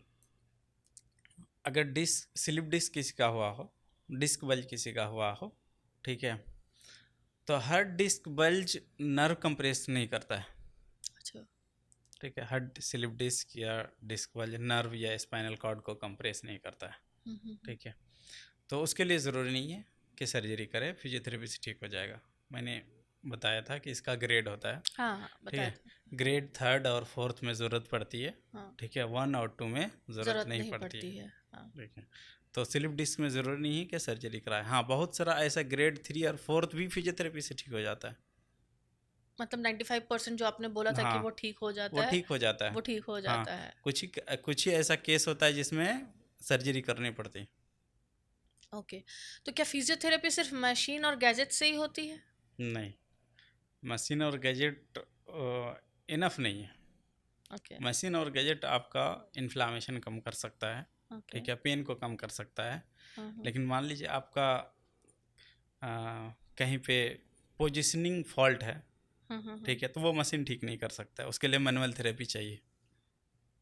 तो 1 मंथ थेरेपी चाहिए? तो सबसे ज़्यादा फिजियोथेरेपी में मैनुअल थेरेपी ज़्यादा इंपॉर्टेंट है। मशीन और गैजेट सपोर्टिंग मॉडलिटीज़ हैं हम लोग के लिए। अच्छा, फिजियोथेरेपी मान लो किसी तरीके का पेन था या किसी भी चीज़ के लिए हमने फिजियोथेरेपी करवाई, अभी वो ठीक लग रहा है, लेकिन 1 मंथ के बाद फिर वो रिपीट आ जाती है, ऐसा भी कुछ लोगों का मानना है, तो ये कहाँ तक ठीक है? अ, बिल्कुल सही है, आएगा ही। आपको नेक पेन हुआ क्यों हुआ? अगर आप गर्दन झुका करके काम करने की वजह से हुआ है, राइट। ठीक है, मैंने आपको पेन कम कर दिया, आपको वैक्सीन नहीं डाल दिया कि अब आगे पेन नहीं होगा, ठीक है, आप फिर गर्दन झुका के काम करोगे, फिर आपको होगा। किसी को अगर बैक पेन है, अब बैक पेन सिर्फ इसलिए है उनको कि आगे झुक करके काम करते हैं ज़्यादा, ठीक है, तो मैंने बैक पेन तो ठीक कर दिया, हम्म। और फिर जाके करेंगे, और कुछ प्रिकॉशन के लिए एक्सरसाइज भी बताते हैं कि आप अपना बैक को स्ट्रॉन्ग कर लो, फिर नहीं होगा। अगर स्ट्रॉन्ग कर लेंगे तो नहीं होगा। अच्छा। ओके। लेकिन मोस्ट ऑफ द केसेस में ये मैंने देखा, पेशेंट क्या करते हैं, जब तक उनको पेन रहता है तब तक एक्सरसाइज करते हैं, सीरियसली करते हैं, जितना बार बोलते हैं उतना बार करते हैं। जब ठीक हो जाता है तो तो भूल जाते उसके हैं। बाद एक्सरसाइज ही भूल जाते हैं। फिर दोबारा दर्द होता है तब आते हैं। फिर से तो याद आता है। पहला क्वेश्चन यही पूछता है, आपने एक्सरसाइज किया था? तो सर भूल गए थे। दर्द ठीक दर्द हो ठीक गया हो गया तो भूल गए थे, तो भूल गए थे। इसलिए वापस आने की नौबत आ जाती है। हाँ, ओके। ठीक है, तो ऐसा नहीं है कि फिजियोथेरेपी किया तो उस चीज़ के लिए आपको वैक्सीन डाल दिया कि आप ज़िंदगी भर कहीं कभी नहीं होगा, ऐसा नहीं। जिस वजह से हुआ वो काम करोगे फिर होगा। अच्छा, तो फिजियोथेरेपी एक तरीके से पेन रिलीफ मैनेजमेंट है? नहीं, सिर्फ यही नहीं कि पेन रिलीफ ही करता है, पेन ओके। रिलीफ भी करता है, उसके साथ साथ आपका एंडोरेंस को बढ़ाता है, मसल स्ट्रेंथ को बढ़ाता है, ओके। ठीक है। उसके बाद रिकवरी में, जैसे मान लीजिए कि बहुत सारा सर्जरी होता है, उसके बाद रिकवरी में वो हेल्प करता है, ठीक है। तो सिर्फ पेन तक ही महदूद नहीं है, वो लिमिट नहीं है। आपने मतलब पहले भी बताया था कि जैसे आपके इंटर्नशिप के दौरान जब आपको मेडिकल एक्सपीरियंसेस आप ले रहे थे आईजीएमएस में, तो उसमें आपने देखा कि pregnant ladies and heart patient, उनके लिए भी फिजियोथेरेपी का सेशन ज़रूरी था। तो जैसे हर्ट के पेशेंट हैं या फिर प्रेग्नेंट लेडीज़ हैं, ये दोनों का जो फिजिकल स्ट्रक्चर होता है, मतलब जिसको बोलते हैं ना कि इनर कोर जो होता है, फिजिकल इनर कोर, हम्म। वो बहुत वीक होता है। तो उस कंडीशन में फिजियोथेरेपी मतलब क्या वाकई इन लोगों के लिए बहुत हेल्पफुल है? हाँ, फिजियोथेरेपी हेल्पफुल है। ओके। वो कमज़ोर भी होती है, तो हम लोग तो फिजियोथेरेपी करके उसका स्ट्रेंथ ही तो बढ़ाते हैं, तो इसमें तो चाहिए। हाँ, लेकिन उसमें प्रिकॉशन के साथ करना होता है। हम्म। जैसे प्रेग्नेंट लेडी है, हम्म। तो हम लोग फिजियोथेरेपी करते हैं ताकि इनके फीटस को कोई प्रॉब्लम ना हो, हम्म। ठीक है। हार्ट में भी बहुत सारा कंडीशन होता है। हम्म। हार्ट में अक्सर ये होता है कि हार्ट को किसी को पेसमेकर लगा हुआ है, हम्म। ठीक है, हम्म। या और भी स्टेंट वगैरह लगा हुआ है, ठीक है। तो वो हम्म। सारा चीज़ ध्यान रख करके फिजियोथेरेपी किया जाता है। हाँ, क्योंकि हार्ट का जिनको हाँ, इशू होता है उनको बहुत सारी चीज़ें ऐसे करने से मना की जाती हैं। हाँ, जैसे पेसमेकर किसी को लगा हुआ है, तो हाँ उसको हाँ। कोई इलेक्ट्रिकल मॉड्यूलिटीज़ ही नहीं लगाना है। नहीं लगाना है, हाँ, राइट, इवन हाँ। कुछ मशीन है फिजियोथेरेपी में, अगर उस रूम में चल रहा है तो उसको लेके भी नहीं जाना उस रूम में, अच्छा। पेसमेकर वाले पेशेंट को। उनका कुछ ज़्यादा ही हाँ, प्रिकॉशनरी होता है, बारिश में नहीं हाँ, जा सकते एंड ऑल, बहुत कुछ होता है उनका प्रिकॉशनर। हाँ, लेकिन उनको तो प्रॉब्लम होती है, उनको राइट। फ्रोजन शोल्डर का अक्सर प्रॉब्लम आ जाता है, ठीक अच्छा। है, या और भी कुछ ऑर्थोपेडिक कंडीशन उनको होती है, हम्म। तो उस कंडीशन में फिजियोथेरेपी होता है, लेकिन प्रिकॉशन के साथ। ओके। तो अपने व्यूअर्स के लिए बस थोड़ी थोड़ी कुछ कुछ इन्फॉर्मेशंस है जो जी। आपसे जानना चाहेंगे हम, कि जो करेक्ट स्लीपिंग पोस्चर क्या होता है। करेक्ट स्लीपिंग पोस्चर, सबसे पहले सुपाइन पोजीशन, मतलब जो फेस ऊपर करके सोते हैं, ठीक है। बिल्कुल सीधा। हाँ बिल्कुल सीधा, ठीक है, तो ऐसे सोना चाहिए, लेकिन फुल नाइट तो ऐसे नहीं सो सकते हैं, हाँ। ठीक है। तो साइड लाइन भी सो सकते हैं, लेकिन साइड लाइन में अगर आपको बॉडी को स्ट्रेस देना नहीं चाहते हैं तो नी के नीचे पिलो ले सकते हैं। स्लीपिंग पोस्चर्स की अगर हम बात करें तो जो साइड स्लीपिंग पोस्चर होता है उसमें कुछ लोग ऐसा सोते हैं, जैसे छोटे बेबीज होते हैं, वो अपना घुटना ऐसे मोड़ के पेट के पास लेके आते हैं, या एक पैर उनका लंबा रहता है खुला हुआ, और एक पैर मोड़ लेते हैं। वो कितना सही स्लीपिंग पोस्चर है? वो उस डांसिंग इसमें स्लीपिंग पोस्चर जो होता है वो। इस इसमें क्या होता है कि अगर हम लेफ्ट साइड साइड लाइन में, लेफ्ट साइड लाइन में अगर सो रहे हैं, तो राइट साइड को अगर हम इस तरह से लंबा रखते हैं, ठीक है, तो थोड़ा सा बैक में प्रेशर रहता है उसमें। अच्छा, और दोनों ही हाँ, मोड़ लेते हैं तो बहुत ज़्यादा प्रेशर नहीं रहता, तो उसमें कोई प्रॉब्लम नहीं है। ओके। मतलब हम या तो सीधा सोएं या फिर जो साइड लाइन स्लीपिंग पोस्चर है हाँ। उसमें सोएं। हाँ। और पेट के बल सोना कितना सही होता हाँ है? पेट के बल सही नहीं है, उसमें बैक में प्रेशर रहता है। उसमें बैक में प्रेशर हाँ रहता है। बैक में प्रेशर रहता है, नेक में प्रेशर रहता है। अ, जिन लोगों को लोअर बैक पेन में, सॉरी, जिन लोगों को लोअर बैक पेन होता है या नेक में पेन होता है, उन लोगों के लिए किस तरीके के एक्सरसाइजेस आप रिकमेंड करेंगे? बहुत सारे एक्सरसाइज है। सबसे पहले तो हम लोग कॉज इसमें फाइंड करते हैं कि पेन क्यों हो रहा है। हम्म। अगर ऐसे वर्क की वजह से हो रहा है, ठीक है, पोस्चर की वजह से हो रहा है, तो कोर स्ट्रेंथनिंग एक्सरसाइज बताते हैं लो हम्म। बैक के लिए। हम्म। और नेक के लिए नेक आइसोमेटिक एक्सरसाइज बताते हैं। सिंपली जो लोग लंबी टाइम तक डेस्क पे काम करते हैं, ऑफिस में काम करते हैं, वो अगर नेक का आइसोमेटिक ही एक्सरसाइज करें तो नेक में पेन नहीं होगा, लेकिन कायदे से ईमानदारी से डेली करना चाहिए। जैसे कुछ एक्सरसाइजेज अगर मैं बताऊं नेक के लिए, तो नेक के लिए एक आइसोमेटिक एक्सरसाइज होता है, ठीक है। जैसे दोनों हाथ को ऐसे पकड़ना है, ठीक है, सीधा बैठ जाना है, ठीक है। उसके बाद दोनों हाथ को पीछे रखना है, ठीक है, नेक से पीछे की तरफ पुश करना है और इसको होल्ड रखना है, ठीक है। इस तरह से 10 सेकेंड होल्ड करना है। मतलब प्रेशर पीछे की ओर देना हाँ। है और हाथ से उसको रोक के रखना हाँ है। होल्ड करके रखना है, ओके। हाँ। ठीक है। हाँ। इस तरह से 10 सेकेंड होल्ड करेंगे और 10 टाइम रिपीट करेंगे। 10 रेपिटेशंस हाँ होगा। 10 रिपीटिशन करेंगे। ओके। इस तरह से पीछे साइड, फिर ओके। साइड, लेफ्ट साइड, हाँ। लेफ्ट साइड भी 10 टाइम्स रिपीट और 10 times hold, okay. 10 10 second hold and 10 times repeats. Okay. इस तरह राइट साइड भी, फिर आगे साइड से भी, फ्रंट साइड भी, हाँ। फ्रंट साइड से भी। ओके। इस तरह से अगर वो डेली करें हाँ तो हाँ। उनको नेक पेन नहीं होगा, मसल में स्ट्रेंथ मेंटेन रहेगा। ओके। तो कम से कम तो इतना करना चाहिए, ठीक है। ओके। बाकी हर नेक पेन का वजह मसल नहीं होता है, हर कुछ का कुछ जॉइंट में भी प्रॉब्लम होता है, नर्व में भी प्रॉब्लम होता है, तो मल्टीपल रीजंस हाँ होते उसके लिए हैं। स्पेसिफिक एक्सरसाइज बताया जाता है। ओके, ये नॉर्मल है जो हर कोई हर कर कोई सकता कर है। सकता है। हाँ। छोटे बच्चे जो होते हैं, न्यू बॉर्न बेबीज, उनको दबा के मसाज दिया जाता है, ठीक है। क्या वैसा ही मसाज मतलब एक एल्डरली पीपल के लिए भी ज़रूरी है? एडल्ट या टीनेजर या एडल्ट या फिर एल्डरली पीपल जो भी है, वैसा मसाज उनके लिए ज़रूरी है, या समय के साथ साथ मसाज का जो रेशियो होता है उसको कम करना चाहिए? बच्चे को तो डेली दिया जाता है, सुबह शाम दिया जाता सुबह है। शाम दिया जाता है। सुबह शाम दिया इस जाता है, तरह हाँ। से ज़रूरी नहीं है हाँ। एल्डर पेशेंट को, मतलब ज़रूरी नहीं है, ओके। ठीक है। समय समय पे ले सकते हैं, उससे रिलैक्सेशन होता है, मेटाबॉलिक प्रोसेस भी फास्ट होता है। ओके। मतलब उससे मेटाबॉलिज्म आपका बढ़िया हो रहता है। हाँ ब्लड सर्कुलेशन अच्छा होता है। राइट। जब ब्लड सर्कुलेशन कहीं का भी बढ़ेगा तो मेटाबॉलिक प्रोसेस वहाँ का बढ़ेगा। ओके। तो पेन रिलीफ में भी मसाज का बहुत हाँ पेन रिलीफ में भी रोल काम होगा। करेगा, हाँ। ओके। अच्छा, आपके नज़र में मॉर्निंग वॉक ज़्यादा अच्छा है या evening walk? Morning walk. Evening क्यों नहीं? आप स्ट्रेस में रहते हो, फिर वॉक करने जाओगे, आपका मसला और स्ट्रेस में जाएगा। ओ। शायद कोई इवनिंग वॉक वाला ऐसा नहीं सोचता होगा। लेकिन बहुत लोग के पास ये लोग के साथ ये प्रॉब्लम होती है, उसको मॉर्निंग में टाइम नहीं मिलता है तो इवनिंग हम्म, वॉक ही करता है। अब मान लीजिए किसी का वर्क ही ऐसा है कि दिन भर उसको स्ट्रेस ही नहीं हुआ, वैसा कोई फिजिकल काम ही नहीं करना पड़ा, ठीक है। फिजिकल स्ट्रेस या मेंटल स्ट्रेस, दो मतलब फिजिकल स्ट्रेस होता है, एक मेंटल स्ट्रेस होता है। हाँ, सिर्फ फिजिकल स्ट्रेस इन दर्द या किसी चीज के लिए रिस्पॉन्सिबल होता है, या मेंटल स्ट्रेस भी होता है? नहीं, मेंटल स्ट्रेस भी है और उसके साथ फिजिकल स्ट्रेस भी है। मिक्स। फिजिकल स्ट्रेस ज़्यादा है। फिजिकल स्ट्रेस ज्यादा ज़्यादा है। है। ओके।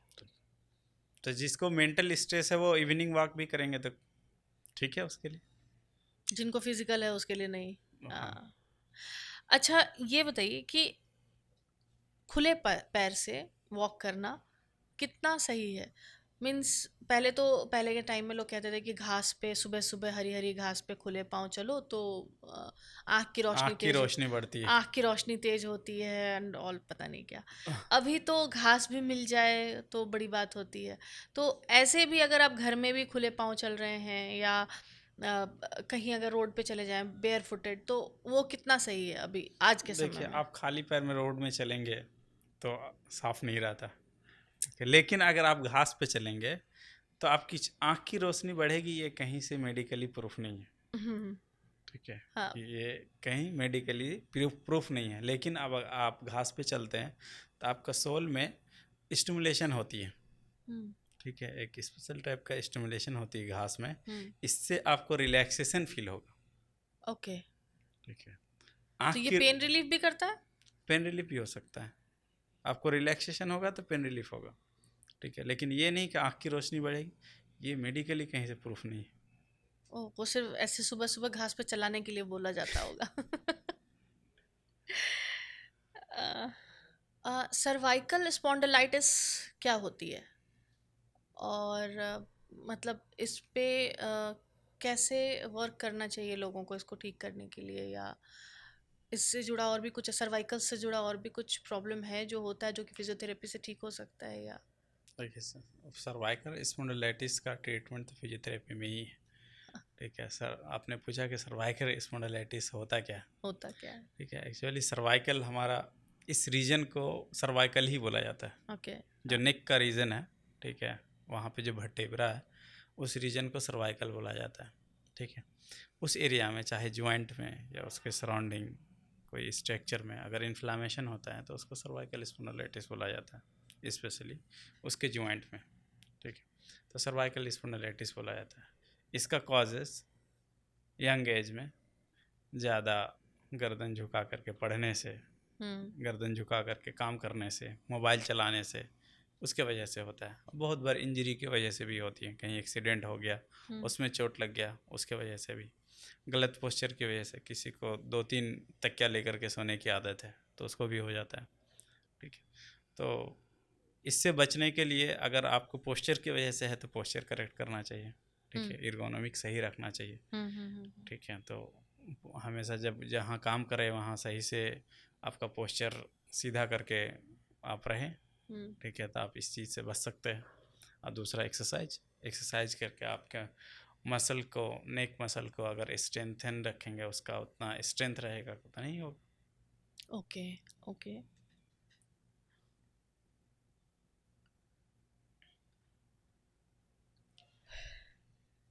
आजकल जिम का बहुत क्रेज है जी, लोगों के बीच में।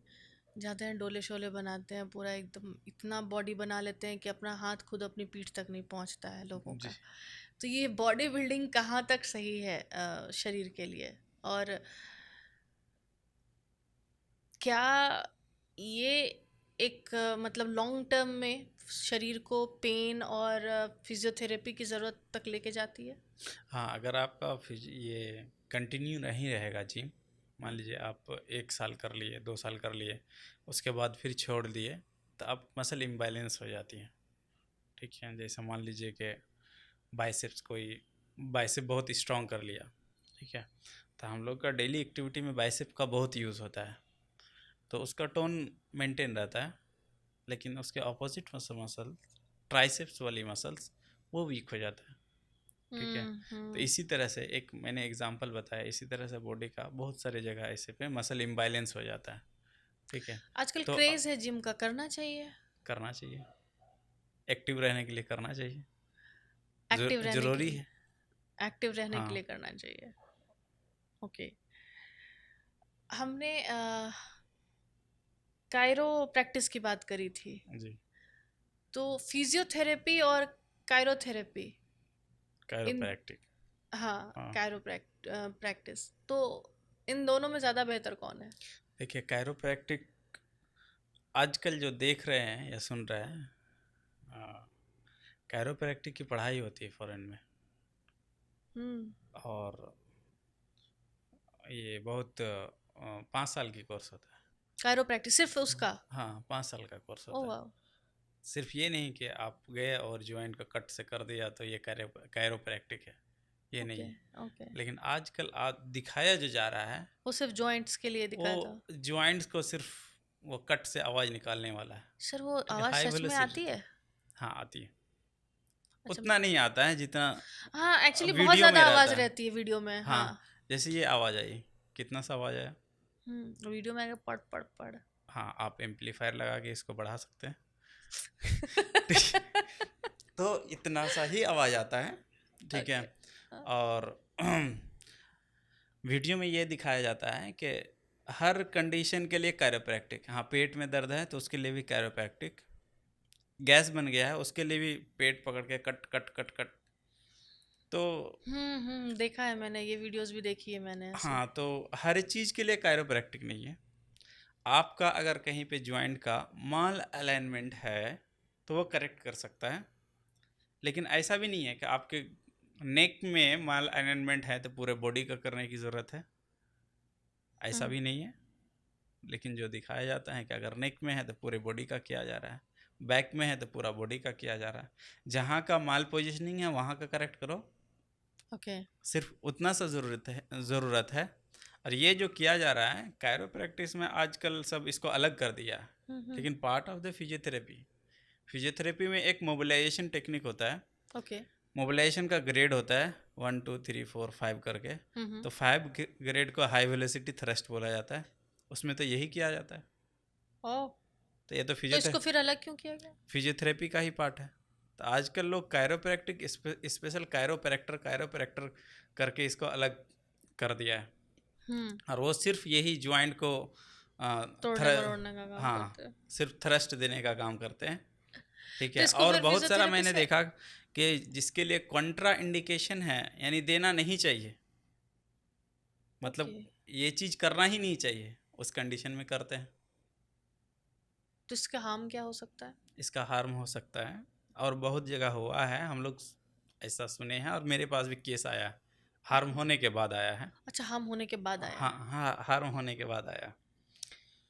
तो मान लीजिए ये अभी जो प्रैक्टिस चल रहा है इंडिया में, ठीक है, विदाउट असेसमेंट, हाँ। डायग्नोसिस ही नहीं किया, नेक में पेन है, कैरो प्रैक्टिस करना है। बजा देना। हाँ, बजा देना है, कमर में दर्द है बजा देना बजा है। देना है। हाँ, ठीक है। तो मेरे पास ऐसा आया, ठीक है, वो नेक में कैरो प्रैक्टिस करवाने के बाद, ठीक है, उनको पहले से नेक में ट्यूमर था। ठीक है, उसके बाद वो करवाया, अब बोन में पहले से ट्यूमर था, वो ब्रेक हो गया।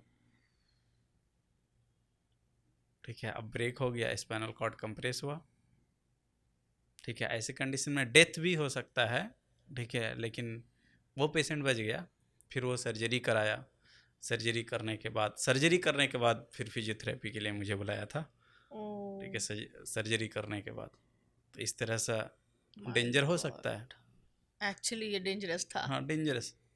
ठीक है, तो पहले असेसमेंट करना चाहिए, एग्जैक्टली क्या कॉज है पेन का, वो फाइंड आउट करना चाहिए, उसके बाद करना चाहिए। बॉडी में जो दर्द होता है, पेन होता है, तो अमूमन लोग क्या करते हैं, पेन किलर खा लिया, हम्म, पेन किलर से रिलीफ हो गया, फिर वापस अपने काम पे लग गए। कहाँ तक सही है? देखिए, सबसे पहले अगर किसी को पेन हो रहा है तो कॉज पता करना जरूरी होता है, कॉज पता करना। हाँ हाँ। तो अगर आपको पेन हो रहा है, आप पेन किलर खा लिए, इसका मतलब यही हुआ कि आप किसी चीज़ के लिए अलार्म लगाए, अलार्म जब बजा तो आप उसको ऑफ करके सो गए या ऑफ कर दिए। ठीक है। हाँ। पेन होता ही इसीलिए कि आपके बॉडी में कुछ प्रॉब्लम हो रहा है। और पेन किलर खा के अलार्म ऑफ कर दिया। हाँ, आप पेन किलर खा के उसको बंद कर लिए। हाँ, हाँ। पेन किलर खाओ, लेकिन पहले तो उसका कॉज पता कर लो कि हो क्यों रहा है। करेक्ट। तो डॉक्टर से, मेडिकल प्रैक्टिशनर से मिलना ही चाहिए कि पेन पेन क्यों हो क्यों रहा है। हो रहा है जानने के हाँ, लिए, उसके राइट। बाद आप पेन किलर खाओ। क्या अच्छा। ज़रूरत है तो खाओ, नहीं तो फिर फिजियोथेरेपी करो। अच्छा। अच्छा, एक बात बताइए, आजकल वेस्टर्न टॉयलेट का बहुत क्रेज है, हर जगह वेस्टर्न जी जी। टॉयलेट है। इंडियन और वेस्टर्न दोनों, कुछ कई जगहों पे इंडियन वेस्टर्न दोनों होता है।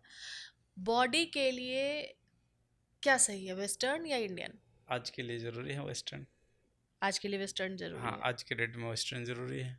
इसलिए ज़रूरी है कि जब डिजनरेशन स्टार्ट हो जाती है तो नी जॉइंट में ज़्यादा प्रेशर पड़ता है। जब हम लोग स्क्वेटिंग करते हैं या इंडियन टॉयलेट यूज़ करते हैं तो नी जॉइंट में ज़्यादा वेट पड़ता है। हम्म। तो नी जॉइंट का डिजनरेशन ज़्यादा फास्ट हो जाता है, अच्छा, तेजी से होने तेज़ी लगता से है। होने लगता है।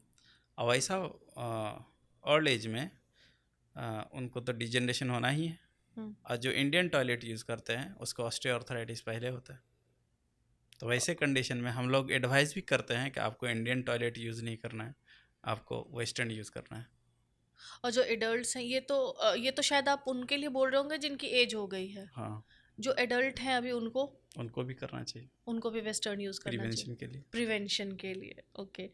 बाथरूम के अंदर कुछ लोगों की हैबिट है मोबाइल लेके जाने की। हाँ, ये कितना सही प्रैक्टिस है? मोबाइल तो आपको बिना ज़रूरत का कहीं भी इस्तेमाल नहीं करना चाहिए।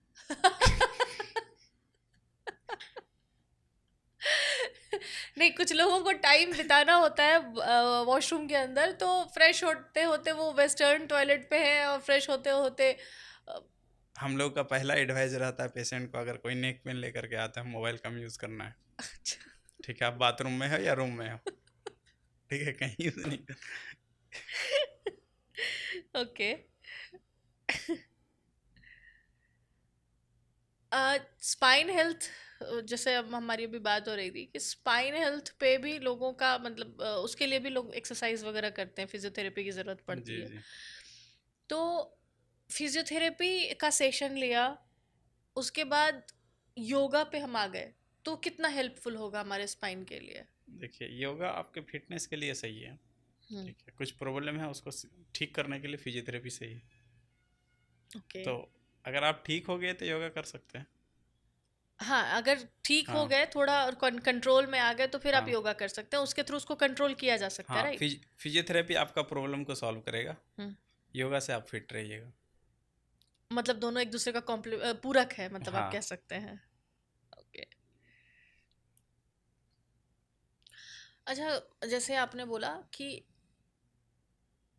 कई बार जिन लोगों का ड्राइविंग वगैरह का काम होता है, लॉन्ग ड्राइव पे, लॉन्ग सिटिंग में जाने का, उनका मसल्स जब वीक हो जाता है तो उनको पेन होता है बॉडी में। कई बार लंबे समय तक ड्राइव करने की वजह से बैक में पेन हो जाता है, तो उसके लिए क्या करना चाहिए, किस तरह का एक्सरसाइज इंसान को करना चाहिए? जिसको भी लॉन्ग ड्राइव का वैसा प्रोफेशन है जिसमें लॉन्ग ड्राइव करना पड़े, तो उसको तो बैक स्ट्रेंथनिंग एक्सरसाइज करना ही पड़ेगा। तो किस तरह का एक्सरसाइज आप रिकमेंड करते हैं कि बैक स्ट्रेंथनिंग के लिए करना चाहिए? अब बहुत सारा है, ब्रिजिंग एक्सरसाइज है, प्लैंक्स है। ठीक है, वो तो फिर बताना पड़ेगा पूरा डिटेल्स। इसके लिए बेड चाहिए। ओके। अच्छा, कई बार होता है कि बहुत ज़्यादा पेन हो रहा होता है, या तो सर्वाइकल्स का हो, कहीं पे भी हो, तो डीप ब्रीदिंग जो होता है, डीप ब्रीदिंग कहाँ तक हेल्पफुल होता है उन पेन को कंट्रोल करने के लिए? आपके स्ट्रेस की वजह से अगर पेन हो रहा है, हाँ, ठीक हाँ। है, तो डीप ब्रीदिंग से रिलैक्सेशन होता है। नहीं तो नहीं ठीक होगा। है, तो वो चीज़ होगा। अब बहुत बार ऐसा होता है, इस्केमिक पेन होता है, ब्लड सर्कुलेशन सही से नहीं हो रहा है, अच्छा। इसलिए भी पेन होता है। ओके। ठीक है, तो डीप ब्रीथ की वजह से सर्कुलेशन भी कुछ अच्छा होता है, बेटर होता है। जब डीप ब्रीथ करते हैं तो नेक वगैरह सब स्ट्रेच होता है, तो उसकी वजह से कम होता है, ओके। रिलैक्स होता है। ओके। ठीक है, ऐसा नहीं कि नेक पेन ठीक हो जाएगा, रिलैक्स हो। अच्छा, ये जो आपने बोला कि डीप ब्रीथ की वजह से पूरा वो फैलता है तो उसमें रिलैक्सेशन होता है। सर्वाइकल्स का कुछ ऐसा कुछ एक्सरसाइजेस ऐसे भी होते हैं जिनमें ऐसा कहा जाता है कि आप अपनी गर्दन जो है वो कुछ ऐसे इस पोस्चर में पूरी तरह से पीछे करो, धीरे धीरे पीछे लेके जाओ, धीरे धीरे आगे लेके आओ। तो कई बार ऐसा होता है कि जब आप पीछे की तरफ लेके जाते हैं तो जाहिर सी बात है ये पूरा एरिया स्ट्रेच करता है। हाँ। तो इस एरिया को स्ट्रेच करने में कई बार आपके चेस्ट में पेन होता है। हाँ। तो वो क्यों होता है और क्या, कितना अलार्मिक है, या उसको इग्नोर करना चाहिए या क्या करना चाहिए, वो रीज़न क्या है उसका? ये नॉर्मल है चेस्ट पेन होना, अगर हम स्ट्रेच कर रहे हैं तो जो मेरा नेक मसल्स है हाँ। सारा इस चेस्ट से ही कनेक्टेड है। हाँ हाँ। ठीक है, तो जब हम स्ट्रेच करेंगे तो अगर ये शॉर्टनिंग होगा या इस बात होगा, ठीक है, हाँ। तो ये पेन होना नॉर्मल है। तो पिंचिंग पेन होता है? वो हाँ होता है। ओके, मतलब ये ठीक है, नॉर्मल है। हाँ चेस्ट के अपर चेस्ट में पेन होगा, ऐसा नहीं कि डीप में आपको पेन नहीं, होगा डीप अंदर। में अगर पेन फील हो रहा है तो? हाँ डीप में हो रहा है तो फिर आपका जो ट्रैकिया है उसका मूवमेंट हो रहा है इसलिए पेन हो रहा है। इसमें ओके, कोई बहुत मतलब ऐसा, डेंजर वाली बात नहीं है। हाँ मतलब वही हाँ। अलार्मिक जैसा कुछ हाँ, नहीं है। नेक को ऊपर करना या एक्सटेंशन करना ये नॉर्मल मूवमेंट है। हम्म। ठीक है, इसमें अगर पेन हो रहा है, ठीक है, तो बहुत डेंजर की दैट बात इज नहीं। नॉर्मल, दैट हाँ। Is not alarming at all. नहीं। ओके। हमारे पॉडकास्ट में, हर पॉडकास्ट में एक सेगमेंट होता है रैपिड फायर का। अच्छा। ठीक है, तो अभी हम हमारे रैपिड फायर सेगमेंट में हैं और मैं आपसे कुछ सवाल पूछूंगी और उसको लेके जो पहला जवाब आपको आएगा ध्यान में, जो वाकई आपको लगता होगा पहली चीज़ आपके जहन में आएगी, उसको बस आपको बोल देना है मुझे। ठीक। और ये हम एकदम फटाफट से करेंगे, ठीक। ठीक है?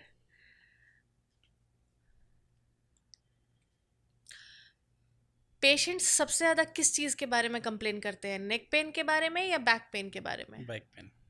Back pain.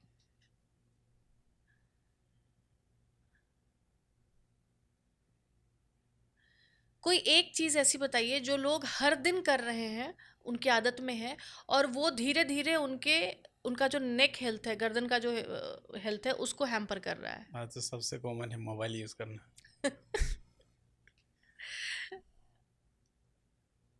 लैपटॉप या मोबाइल, इन दोनों में से सबसे बड़ा सर्वाइकल इश्यूज का दुश्मन कौन है? मतलब किसकी वजह से सर्वाइकल इश्यूज सबसे ज़्यादा होता है? लैपटॉप ज़्यादा इम्पोर्टेंट है या मोबाइल? मोबाइल। मोबाइल। मोबाइल की वजह से ज़्यादा। लैपटॉप तो फिर भी हम डेस्क पे रख करके करते हैं, यूज़ हाँ, करते हैं। मोबाइल गर्दन झुका के मोबाइल करते गर्दन झुका करके, हमेशा गर्दन झुका करके most of the person use करते हैं। हैं। ओके। सॉफ्ट पिलो या ऑर्थोपेडिक पिलो, आप कौन सा सजेस्ट करेंगे? Orthopaedic pillow. वो शेप का बना हुआ रहता है कि आपका नेक को वो हमेशा सेफ ही रखेगा। ओके। सर्वाइकल पेन को लेके एक मिथ, कोई एक मिथ है जो जिसके बारे में आप चाहेंगे कि लोग इस पे भरोसा करना बंद कर दें?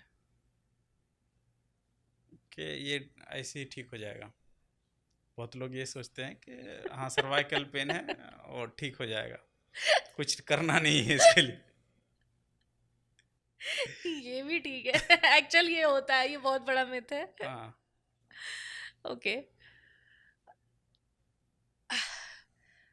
आपने जितने भी पेशेंट्स आपके आए होंगे, तो दोबारा रिपीट में जब आते हैं, जब आप उनसे पूछते हैं कि एक्सरसाइज किया, क्यों नहीं किया, तो सबसे फनी एक्सक्यूज आज तक आपको क्या मिला है किसी भी पेशेंट ने दिया हो एक्सरसाइज नहीं करने का? सबसे फनी एक्सक्यूज। सबसे फनी एक्सक्यूज आज हाँ। तक रहा, एक पेशेंट ऐसे बताया कि हम हमेशा ट्रेवल पे ही रहते हैं, यूज़ मतलब इसके वजह से नहीं कर पाते हैं, अच्छा।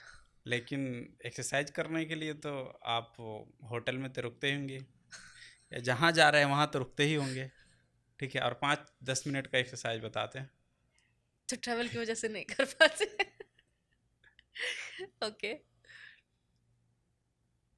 फिजियोथेरेपिस्ट के बारे में कोई एक ऐसा मिथ बताइए, जिसको सुन के, जिसके बारे में जान के आपको हंसी आती हो। हम मसाज वाले या हाथ पैर डुलाने वाले?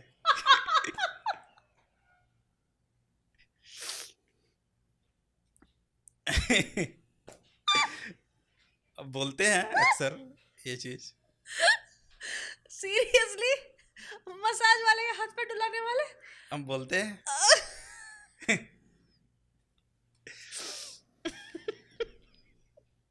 ये तो सही में बहुत भयंकर, हम नहीं सुने। ओ भाई साहब, ओके।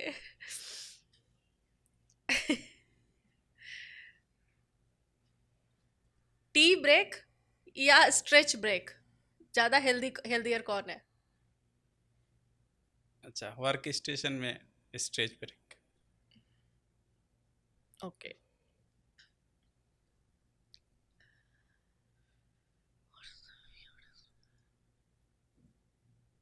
अच्छा, सबसे अजीबो गरीब होम रेमेडी जो किसी पेशेंट ने ट्राई की हो, जो आपकी जानकारी में आई हो अपने नेक पेन से निजात पाने के लिए? वो आयरन को गरम करके यहाँ सटाना। लाइक ये मैंने सीरियसली? सुना। ये मैंने सुना, एक पेशेंट मेरे पास आया तो लेकिन मुझे बहुत पेन हो रहा था, आपने तो बोला था कि सेकाई करना, मेरे पास वैसा कुछ नहीं था। तो जो प्रेस होता करने के लिए कपड़े में, ठीक है, तो उसी को मैंने गरम किया, फिर कपड़े में लपेट करके सेक लिया।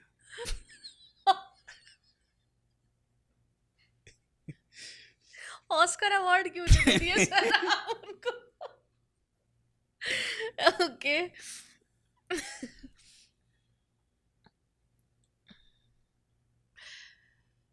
कोई एक संदेश जो आप टीनेजर्स को देना चाहेंगे, जो हमेशा अपने मोबाइल में चिपके रहते हैं पूरे दिन? मोबाइल छोड़ो, स्पाइन बचाओ। मोबाइल छोड़ो, स्पाइन अपना बचाओ। स्पाइन बचाओ। इस पूरे एपिसोड में हमने बहुत सारी बात की है, लेकिन एक कोई ऐसा मैसेज जो आप हमारे व्यूअर्स को देना चाहेंगे उनके हेल्थ को लेके, पेन मैनेजमेंट हो या उनकी जागरूकता हो या जो भी हो, कि आप कैसे अपने आप का ध्यान रखें, कोई एक मैसेज या दो मैसेज जो भी, जैसा ओके। कुछ जो आप कहना चाहेंगे, ताकि वो अपना ख्याल रख सकें और उनको कब डॉक्टर को पकड़ना है, कब जाना है, ये सारी चीज़ें उनको समझ में आ सके, इग्नोरेंस से भाग सकें, बच सके मतलब। ओके, अगर किसी को किसी तरह का भी पेन हो रहा है, चाहे नेक में हो, शोल्डर में हो, बैक में हो, अगर पेन हो रहा है तो at least one consultation medical practitioner से लेना चाहिए। फिजियोथेरेपिस्ट या डॉक्टर से एक कंसल्टेशन लेना चाहिए, उसका वजह जानना चाहिए कि ये क्यों हो रहा है। एक तो पेन हुआ, कहीं भी डिस्कम्फर्ट अगर हो रहा है आपको, ठीक है, बैक में डिस्कम्फर्ट नॉर्मल, नेक में डिस्कम्फर्ट नॉर्मल, इसके अलावा और भी कहीं पे डिस्कम्फर्ट हो रहा है, ठीक है, बैक और नेक का मैंने इसलिए बोला कि आप लंबी टाइम तक गर्दन झुका करके काम करोगे, डिस्कम्फर्ट फील होगा, लंबी टाइम तक बैठे रहोगे कमर में होगा। उसके अलावा और कहीं भी डिस्कम्फर्ट फील होगा, उसके लिए भी कंसल्ट कर लेना चाहिए, वजह जान लेना चाहिए, ठीक है। सबसे डेंजर बात, अगर कभी भी आपको अगर फील हो रहा है कि नेक में पेन हो रहा है और हाथ में आ रही है, कमर में दर्द हो रहा है या पैर में आ रही है, ठीक है, तो जितना जल्दी हो सके आप डॉक्टर से मिले इस चीज़ के लिए, ठीक है। और एटलीस्ट आप अपने सेहत के लिए दिन भर में 24 आवर में 20 मिनट तो निकालना चाहिए अपना हेल्दी रहने के लिए, ठीक है। तो 20 मिनट निकाल करके एक्सरसाइज तो करना ही चाहिए ताकि आप हेल्दी रहो। और मोस्ट ऑफ द पेशेंट अभी जो आ रहे हैं, ठीक है, मस्कुलो स्केलेटल कंडीशन, मतलब back pain, shoulder pain, neck pain, elbow pain, सारा जो पेशेंट अभी आ रहे हैं क्लिनिक में, तो वो सारा बैड हैबिट, या तो वो एक्सरसाइज नहीं कर रहे हैं इसलिए हो रहा है, ठीक है, या उसका कोई बैड हैबिट है उसकी वजह से। तो स्ट्रेंथन रखने के लिए, अपने हेल्दी रखने के लिए कम से कम 20 मिनट, 24 घंटा में 20 मिनट सबको निकालना चाहिए अपने आप के लिए, एक्सरसाइज के लिए? एक्सरसाइज के लिए। ओके।